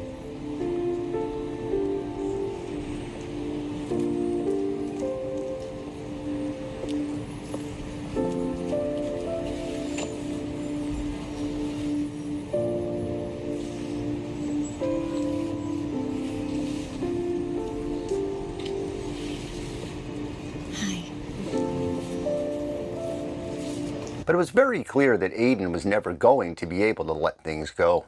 He wouldn't step foot in her apartment that night. And it wasn't until the Wyatt situation where he was basically forced to go in there to tell her he was detaching for 5 years. It always needed to be on Aiden's terms, and when that was agreeable, the couple thrived. Now, I don't want to let Carrie off the hook so much here, but I am giving her all the credit for being present in the here and now, really shedding a lot of the emotional baggage the pair had to make it work today. And those trust issues didn't just come out of nowhere. She created them by returning to Big. She was the one who wouldn't wear the wedding ring or snuck in a few extra cigarettes. And it was too much weight for Aiden to ever get over in the long run. I like to think that they could have talked their way through this once the anger went away, but I guess if 2 decades apart couldn't get Aiden to start over again, nothing would have helped. Hey, you. Walked around this block for about an hour. Couldn't bring myself to go in. I'm so sorry, Aiden. I know. I never meant to hurt you. I know. The episode was another shorter one, which, like last week, was about 30 minutes. With the Aiden split, didn't leave too much time for the rest of the cast, but everyone did get on screen. Like I mentioned before, Seema does officially have her startup space for the Patel Group, a nice office location to get things off the ground. She also has an assistant. After her failed bank loan, we were wondering what would get her to this, and she told Carrie that she used her savings. She also has a scene with Adam, and this deodorant thing doesn't seem to be going away anytime soon, as he gives her some of his crystals. And it didn't go well. Hey, it can't be all emotional doom and gloom. It's still a comedy show at times. Herbert is worried about all the junk food in the house, and Lisa Todd isn't too concerned. Anthony and Gia have that one-on-one dinner at Anthony's place, and oh, that didn't go well at all. She ends up dropping the Italian accent and flat out offers Anthony money to leave Giuseppe. She ends up saying that she's done with New York and that Giuseppe can come home once he's done with Anthony. Charlotte is still recovering from vertigo and is now bedridden alongside Harry. Miranda has that gin bottle talk with Joy. I thought this was an interesting moment. She basically explains everything we already know about not wanting to ruin the good thing that they have going on, but also why she shouldn't have alcohol in the house. I assumed Joy would just be cool with it, and she seemingly was, but she internalized it as a challenge. One where she might feel bad for partaking in Miranda's presence. She questioned why she needed to drink in the first place, and, in a common theme, brought up her own emotional baggage she's trying to avoid in this new relationship. It was a very small layer pullback for Joy, who, after being so confident when introduced as a character, has shifted a bit inward at times since the friend party Miranda had at Carrie's place. Definitely more to come here. So obviously the biggest takeaway this week is the official ending of Carrie Bradshaw and Aiden Shaw. Again. From the outside, it could seem like a recycled storyline, but if you're invested in this, it's truly the opposite. It's the continuation of the story of two people who, despite their best intentions, just weren't compatible enough for the long run. For good and for bad, the Big and Aiden stories are now both complete. And really, for the first time, And Just Like That can be its own thing for Carrie. For the first time in years, it's an open road for a character who has gone through many changes, and it was fitting that the episode ended off with Carrie, Charlotte, and Miranda together. Looking ahead to next week, and that open road for Carrie might not be very long. In fact, it could just be an outside staircase away. And we will get the long-awaited Season 3 debut of Steve. Aiden wasn't exactly the easiest person to root for this season, but taking the entire relationship into account, it's a rather sad conclusion. The storybook ending is ever elusive. I guess it only happens in the movies or TV shows, just not this one. Not yet. We shall see what's in store next.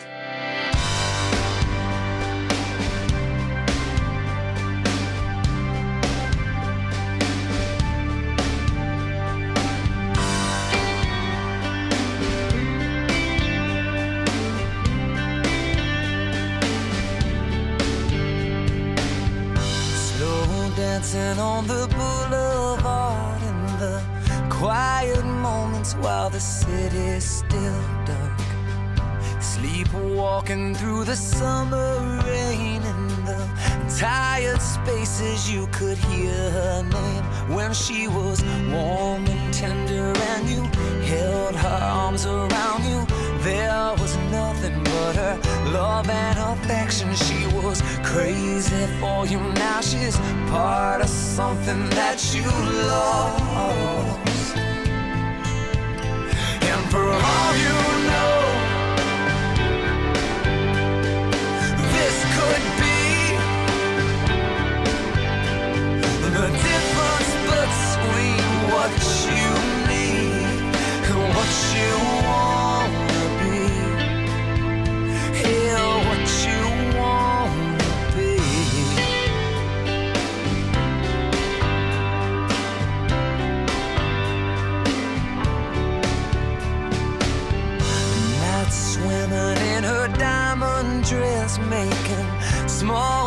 circles move across the surface. Stand watching from the steady shore, feeling wide open and waiting for something warm and tender. Now she's moving further from you. There was nothing that could make it easy on you.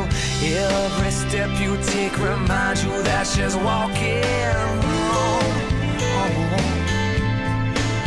Yeah, for all you know, this could be the difference between what you need and what you want. Every word you never said echoes down your empty hallway, and everything that was your world just came down.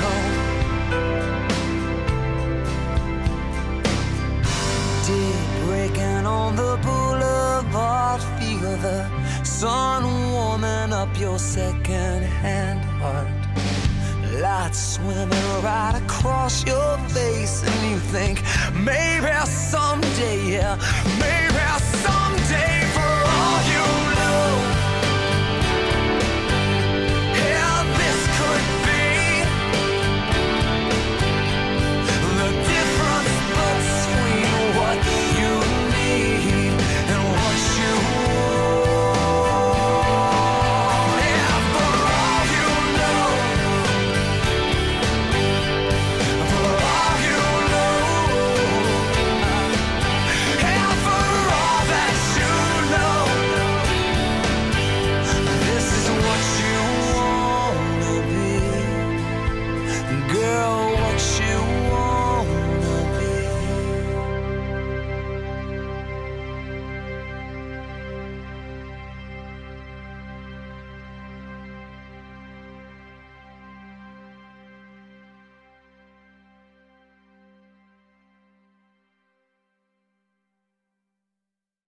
Hello everyone, the December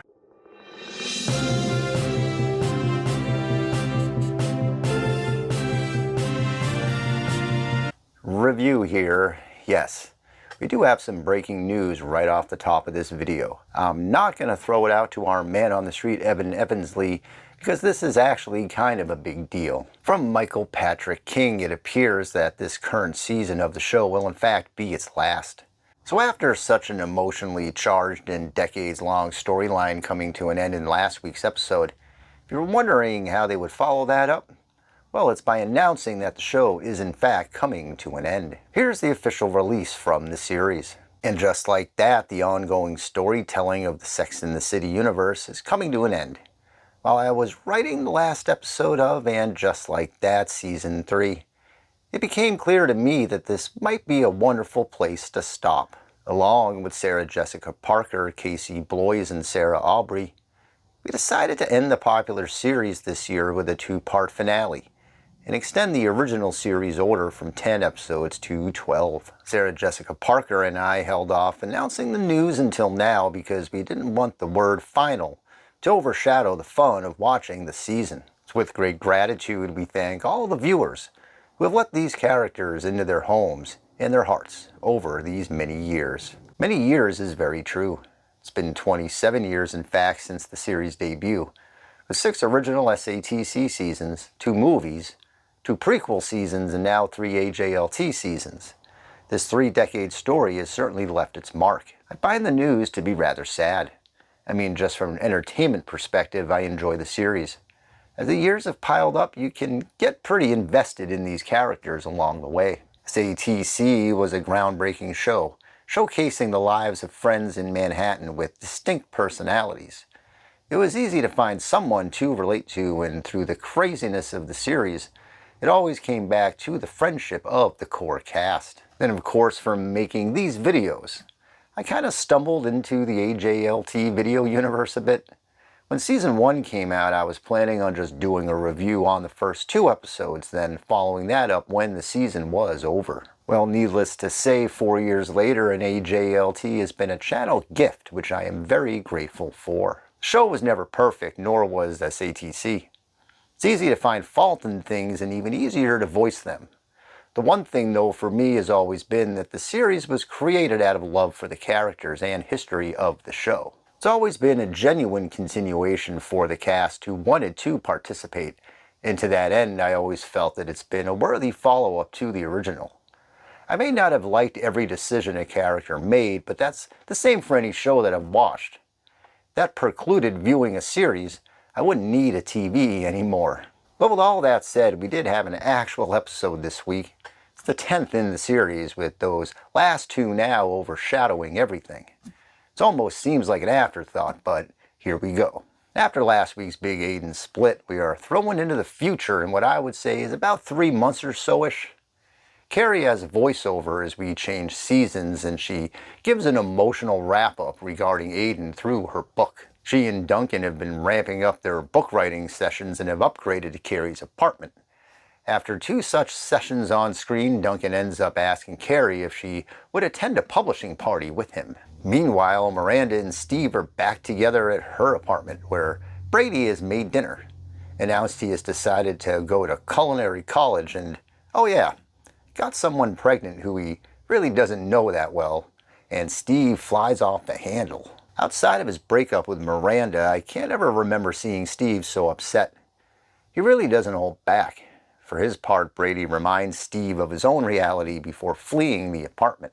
To make matters worse, Miranda and Charlotte go incognito to meet Brady's friend, which of course doesn't go well. And the yelling didn't stop there, as Lisa Todd goes berserk after their pet guinea pig is lost somewhere inside the house. Things settle down after a rather genuine moment from Herbert.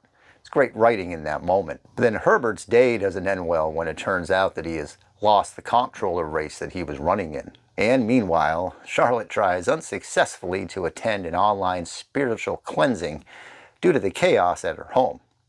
She eventually heads over to Carrie's place to finish after rescheduling, and she eventually breaks down, letting go of some of the emotions that she's been holding on to since Harry got sick. It's another quick but well-written and acted moment in this episode. And meanwhile, Anthony ends up having to stay over at Giuseppe's apartment for a spell after a gas leak in his building.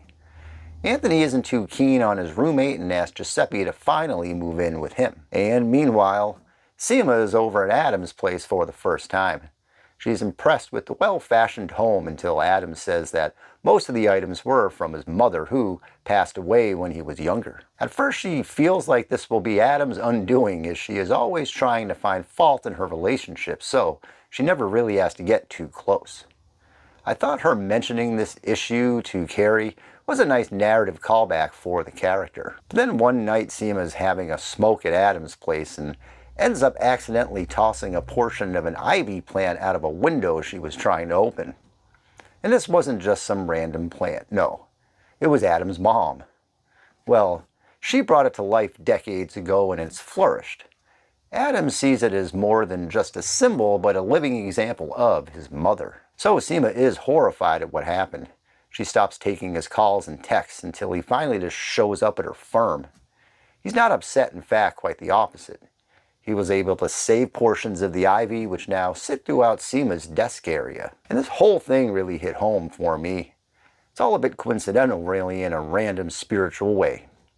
I lost my mother years ago, probably around the same age as Adam. We also had a similar ivy plant my mom would take care of among her other plants. A few years after she passed, I was gifted a small ivy plant, which turned out to be saved from my mother's original one. And at the time, I didn't have Adam's green thumb, so it unfortunately didn't make it. But I must say, seeing this play out on the screen was quite emotional for me. Seema was ready to call it quits, and Adam really stepped up at her firm. This was the third example of excellent writing in this episode. And this whole thing wraps up with Carrie going to that party with Duncan. We meet his ex-wife, who turns out to be his publisher. He is also way behind his book deadline. He is also going back to England soon and not returning to New York. Bonus points for Carrie's entrance to the party, matching the beat of the music that was being played. Very well done. So naturally, Carrie and Duncan hook up afterwards.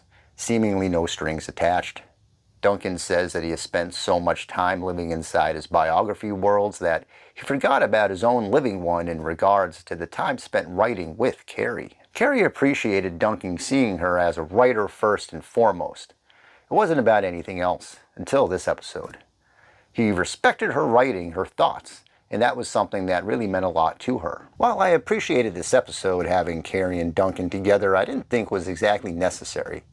Well, it could have been, but it all felt a bit forced to me. Up until now, there really hasn't been much of a romantic chemistry between them.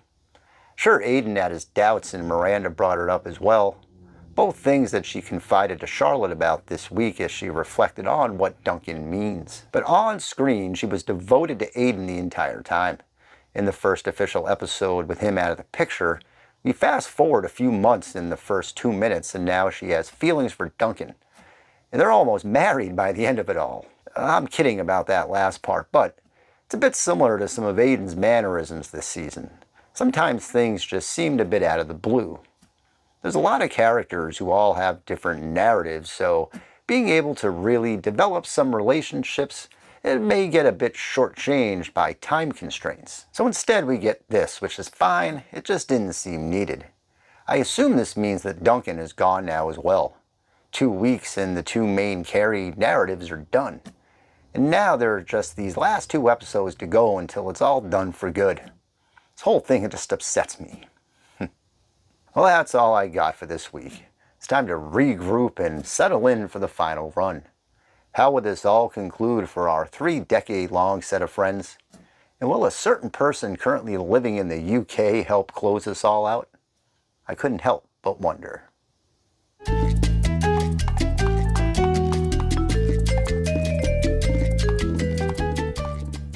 Hello everyone, the December review here, back again with AJLT Season 3, Episode 11.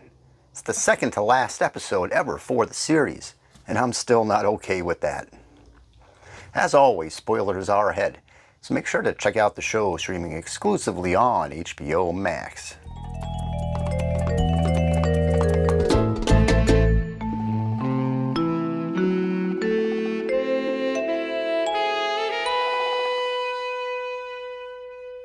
Alright, so it's been a week since the announcement that this will be the final season of the show. It was stunning news for fans of the series for sure. In this streaming world, you never really know if a series is going to come back, unless it's some mega hit like Reacher or The White Lotus. Usually after a month or so after a season ends, you eventually hear if it's thumbs up or thumbs down for a continuation.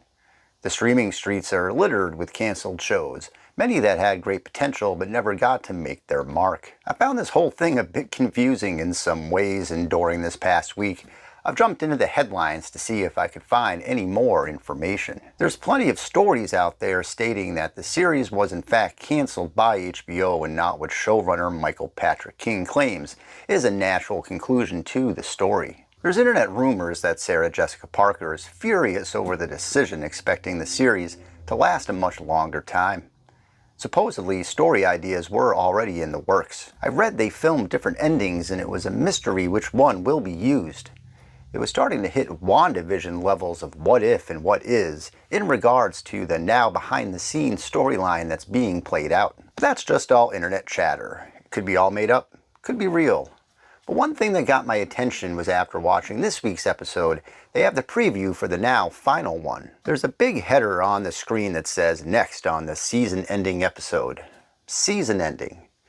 If King had intended to end this thing while he was writing the last episode, before filming the last episode, wouldn't the headline be series ending and not season? Am I looking too far into this? Maybe. But that doesn't seem like an oversight not worth mentioning. Leads me to believe that this wasn't intended as the last season. HBO did in fact pull the plug recently, and MPK sent out his release. HBO and SATC have enjoyed what I would assume to be a strong relationship in its 3-decade journey. Putting on a happy face while ending it seems amicable enough. But if some of those rumors are true about the cast not being happy, I'm not sure how the rights are tied into things, but could the series actually find another home? There's also been a much needed outpouring of support, at least for the characters, now that the end is here for Carrie Bradshaw, Miranda Hobbs, and Charlotte York Goldenblatt. For as many people who hate the series, there's someone else who loves it and its nearly 30-year history. Whatever the future does or doesn't hold for the franchise for now, we have the penultimate episode to watch as part of this two-part finale. Expectations for a season-ending story is always high for any show at any time, but we are now in the final storyline territory. From The Sopranos to Seinfeld to Breaking Bad, Dallas, Newhart, or Cheers, the final episodes are studied, often debated, and part of our lexicon. Am I giving AJLT a bit too much credit? Maybe, but to the real fans, this is, well, a big deal. Coming in at just 28 minutes, it's the shortest runtime of not just this season, but the shortest episode in its 3-season run. We start things off with Carrie back in the Upper East Side ordering pies for Thanksgiving in a very funny scene. She takes a walk down to her old apartment and of course bumps into Lisette, who invites her over for a pre-Thanksgiving get-together. Carrie is having an apartment crisis in her head. It's furthered along when Seema lets her know that she has an exclusive time frame to buy her downstairs apartment now that Duncan is gone. Carrie wonders if her home is too big as it is since she bought it with a plan that didn't work out. And she's nervous about going to Lisette's, wondering if she will miss it. All signs point towards her somehow moving back in. It would feel like a logical ending. But once the get-together does happen, the reality sets in as Lisette has basically converted it into 2 apartments, with new walls all around that really drive home the feeling that what this place was for so many years is truly behind her. In context of the series, this was a pretty big moment. It was kind of difficult to see all of the changes on screen. There was heartbreak in Carrie as she walked through those doors, and it was palpable as a viewer. It was a reality of moving on and letting go, a central theme of this season. Elsewhere, Miranda is prepping for her big Thanksgiving hosting and is debating on whether to let Brady know that she invited Mia to the dinner. Assuming she won't say yes, she figures no harm, no foul until a rather upset Brady goes berserk when he gets a text that she will in fact be there, surprising Miranda. They square off in a heated exchange in front of Joy, who asks to console her 2 pups. And Harry really doesn't want to go to Miranda's for Thanksgiving. He gets Charlotte to agree to back out while she's already in crisis mode while having a moment with Rock, who is gearing up for their performance in a school play. Till she lets Harry know it's too difficult and that they should go. He ends up telling Charlotte that while he was sick, he wasn't sure if he would make it through and was just looking to make it to Thanksgiving so they could have one last holiday together as a family. So Charlotte agrees that they will stay home. It was a moving scene, along with the Rock storyline that really drove an emotional jolt into her character. Makes me wonder if Harry has more information he isn't telling Charlotte, but with 1 episode left, I imagine everything will be okay. Anthony gets a surprise when Giuseppe asks him to marry him. He says yes, but it seems he's having second thoughts. He ends up telling Carrie about his indecision in what I would call a hilariously not funny moment where looking for wedding jitter sympathy from Carrie is like asking to borrow her shoes. It isn't going to happen. That dog owes me $380. Fine. You can't buy it. It's circa 1996. Seema has that apartment conversation with Carrie and is also asked by Adam to have Thanksgiving with him so she can meet his sister. And Herbert is in a rough place. He's taking the comptroller loss hard. He's depressed, upset, mad at himself and everyone else. His pride is too big and his heart is too broken, and Lisa Todd can't do much to help. There was also a scene involving Carrie being asked to write the last chapter to her book. A bit surprising for her considering she handed in her finished story, which ends with the main character alone. A tragedy according to her editor, but a reality for Carrie. It was always her story to write under the guise of an 1800 time frame. So she wrote an epilogue where the character is open to love but not committed to it. A bit of a meet me halfway scenario, and one where seemingly this story will eventually end. It's been 27 years of relationship escapades and grand romantic gestures, heartbreak, hope, elation, marriage, loss, and joy.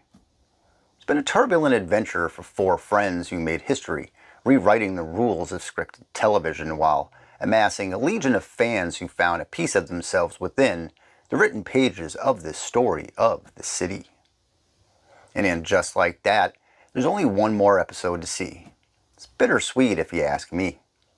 We aren't just losing a series 3 seasons in, we're losing a 27-year journey for the cast, for the crew, and for us, the audience. I find myself thinking that there was more story to tell here, Maybe Amanda's right in needing another chapter. Not so much for the sake of a character being alone, but because the story feels incomplete.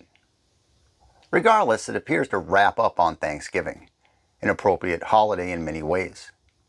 I couldn't help but wonder what's in store for the final episode of this 3-decade run. For the first time, I don't have a lot of unanswered questions, for it's just a moment to watch and appreciate it one last time.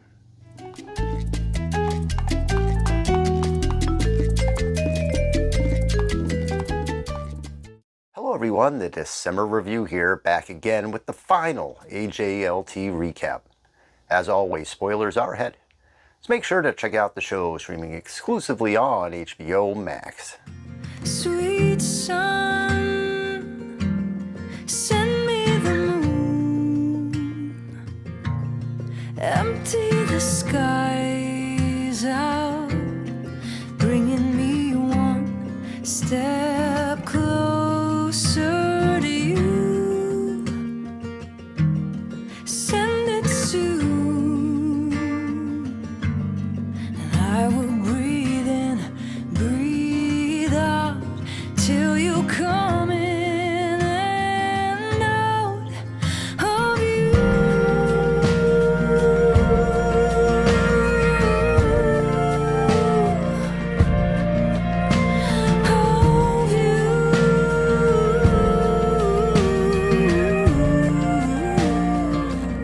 Alrighty, so here we are with Season 3, Episode 12, the last episode.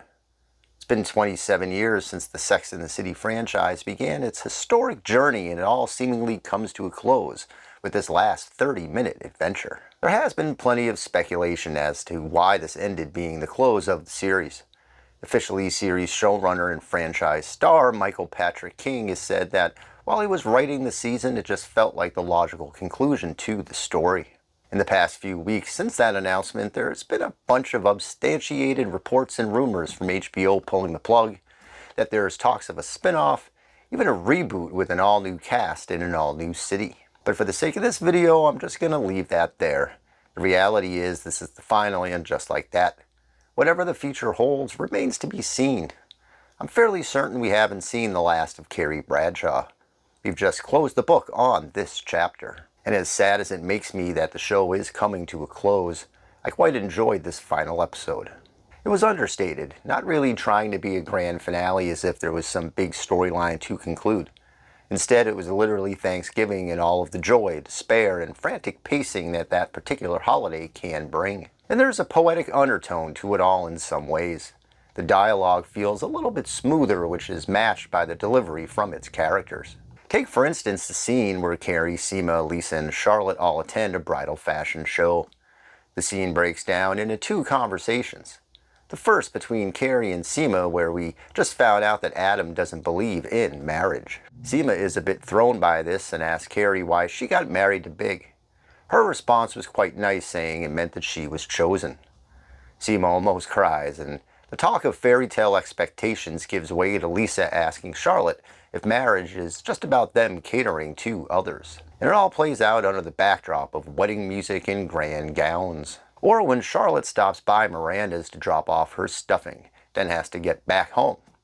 She's greeted by Carrie, who is a little perplexed by Charlotte's unannounced invite of Mark Sabian in an obvious attempt to match them together. There's a quickness to the dialogue in these certain moments. Not that the words are spoken fast, but rather in step with each other. Feels like there's a little glimmer in each of these scenes.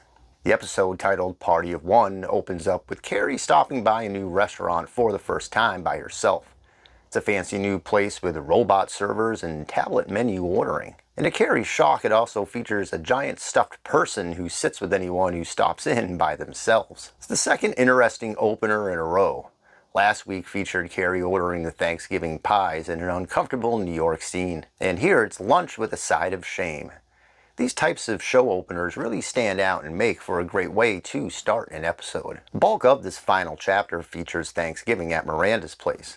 Only trouble is no one is going over to Miranda's place as the guest list keeps dwindling down. There's Miranda, Carrie, Brady, Mark, and Mia, who has brought with her two friends, Silvio and Epcot, And of course, it's mostly a disaster. Miranda has to leave for a while to meet with Joy. Brady has to leave to get more food for the unannounced guests who happen to be making the get-together, well, interesting. And Carrie is trying to circumvent Mark while they look after the turkey. It's all a bit National Lampoon and it's what could go wrong, does go wrong setup. If Chevy Chase and Beverly D'Angelo stop by, they wouldn't seem out of place. Meanwhile, Charlotte and Harry have their at-home family holiday that Harry requested. He also seems to be fully over any setbacks from his cancer treatment through the season. And there's a reassuring moment for Charlotte when Rock mentions that she will be many different people over the years. For Lisa Todd, who has been chasing Michelle Obama all season for her documentary, turns out she most likely will be able to narrate the film. Marion says they should celebrate over dinner or a drink, and Lisa tells them that they need to stay focused on the film. She also has a nice heart-to-heart with Herbert, who is still reeling a bit from the comptroller loss, but has turned the corner a bit and vows that he will be okay. Steve is here again as he has lunch with Miranda and has calmed down mostly from last week's tirade and is planning on reaching out to Brady. I always appreciate when the pair are on screen together. They have had so many ups and downs over the years. Steve was always someone to root for. May not have ended with them together, but together they are in a good place. One where they will continue to walk together into grandparent territory.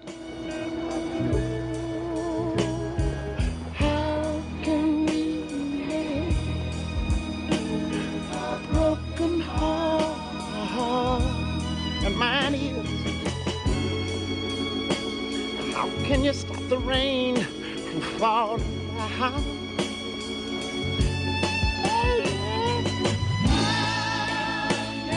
Seema had that marriage isn't for me talk with Adam, which prompted Carrie to speak with him to see what his intentions were.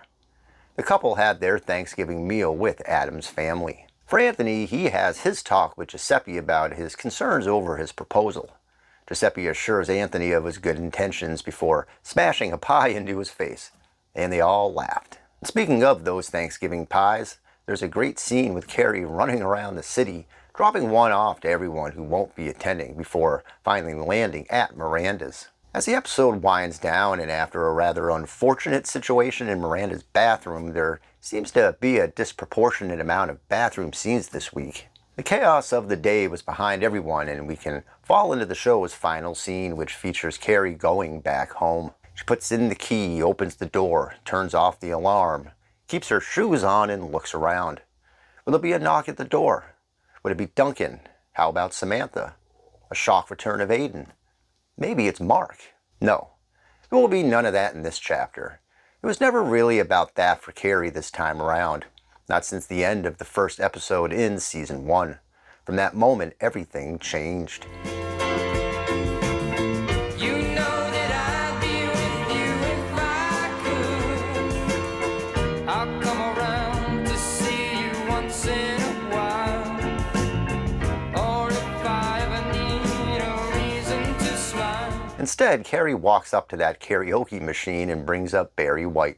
She dances around the apartment as we montage through our entire cast, tying up as many loose ends as we can and puts a nice happy bow around this story. Carrie deletes the epilogue she wrote last week and writes a new one where the character isn't alone, but on her own. We fade in the original SATC theme song to close it all out, and that is the final curtain call of Carrie Bradshaw. Well, that's it for my very first podcast. I'll get better. So till next time, I'm Carrie Bradshaw, and this is Sex and the City. AJLT was never going to be perfect for everyone. It really started out as the third SATC film that eventually turned into the series, which originally was supposed to be for just one season. In many ways, the fact that we got 2 more is a blessing. So this 3-decade journey is over for now. Again, I imagine we will see this picked up eventually down the line. I'd like to take a moment to thank everyone who has stopped by this channel over the past few years regarding this series. I know the series has generated mostly negative vibes overall, but my intentions were to always bring a recap to the mix along with some of my personal thoughts about it. I've always been a fan and cheering for the series to do well. I've enjoyed making these videos and plan to continue to do so in new ways. Trying to get a recap out each week quickly doesn't really allow me enough time to really dig into each development as much as I could with more time to reflect. Things often get overlooked and mistakes were certainly made, so I plan on heading back into the entire series with retro reviews where we can take a deeper dive into some of the more pivotal moments in the franchise over the years. I'd also once again like to give a big thank you to the Sex and the City Archives YouTube channel for being such an ally during this 4-year run. I appreciate everything that they have done and has helped out this small channel I call the December Review tremendously. So it all started as a column about the dating life in Manhattan, and it has ended as a novel through the lens of a widowed traveler. The Carrie Bradshaw, Miranda Hobbs, and Charlotte York Goldenblatt journey has been completed. There is a loss knowing that we can't gear up for another season, but I expect I will come back to this final episode for repeated viewings. In many ways, the central theme of the entire series was letting go. It's popped up a bunch in this season, and looking back, it made its way through the entire run. In Season 2, we had the Last Supper at Carrie's apartment, and letting go was the theme of the evening as they all went around the table looking at things to let go. From Big, Natasha, and Aiden. Steve, alcohol, and apartments. What seemed to matter most was moving on. You know, assuming things will go the way we think they should, for whatever reason, because you never know what tomorrow will bring. And it might be greater than anything you ever expected. There was a very nice and subtle finality to it all, and I appreciate it going out on a happy note.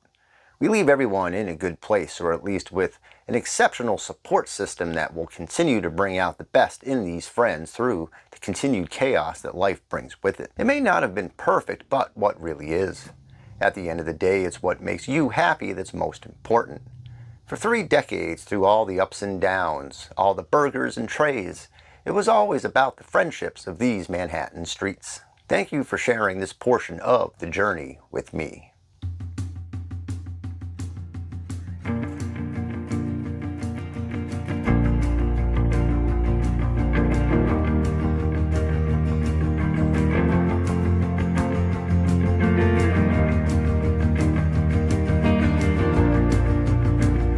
I might have spent 6 months lying on my living room floor. I might have been sick then, well then sick some more. I might be prouder of me than I ever have been. I've been learning about letting go, how to do it without my claws scratching the surfaces. I've been learning about wasting time and closing some doors, hoping to open more down the line.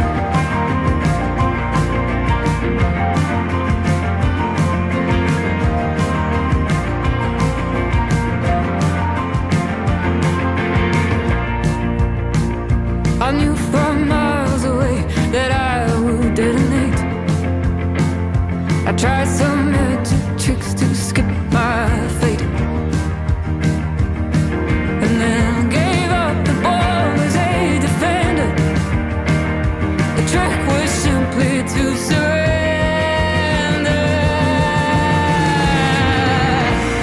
I've been learning about letting go, how to do it without my claws scratching the surfaces. I've been learning about wasting time and closing some doors, hoping to open more down the line.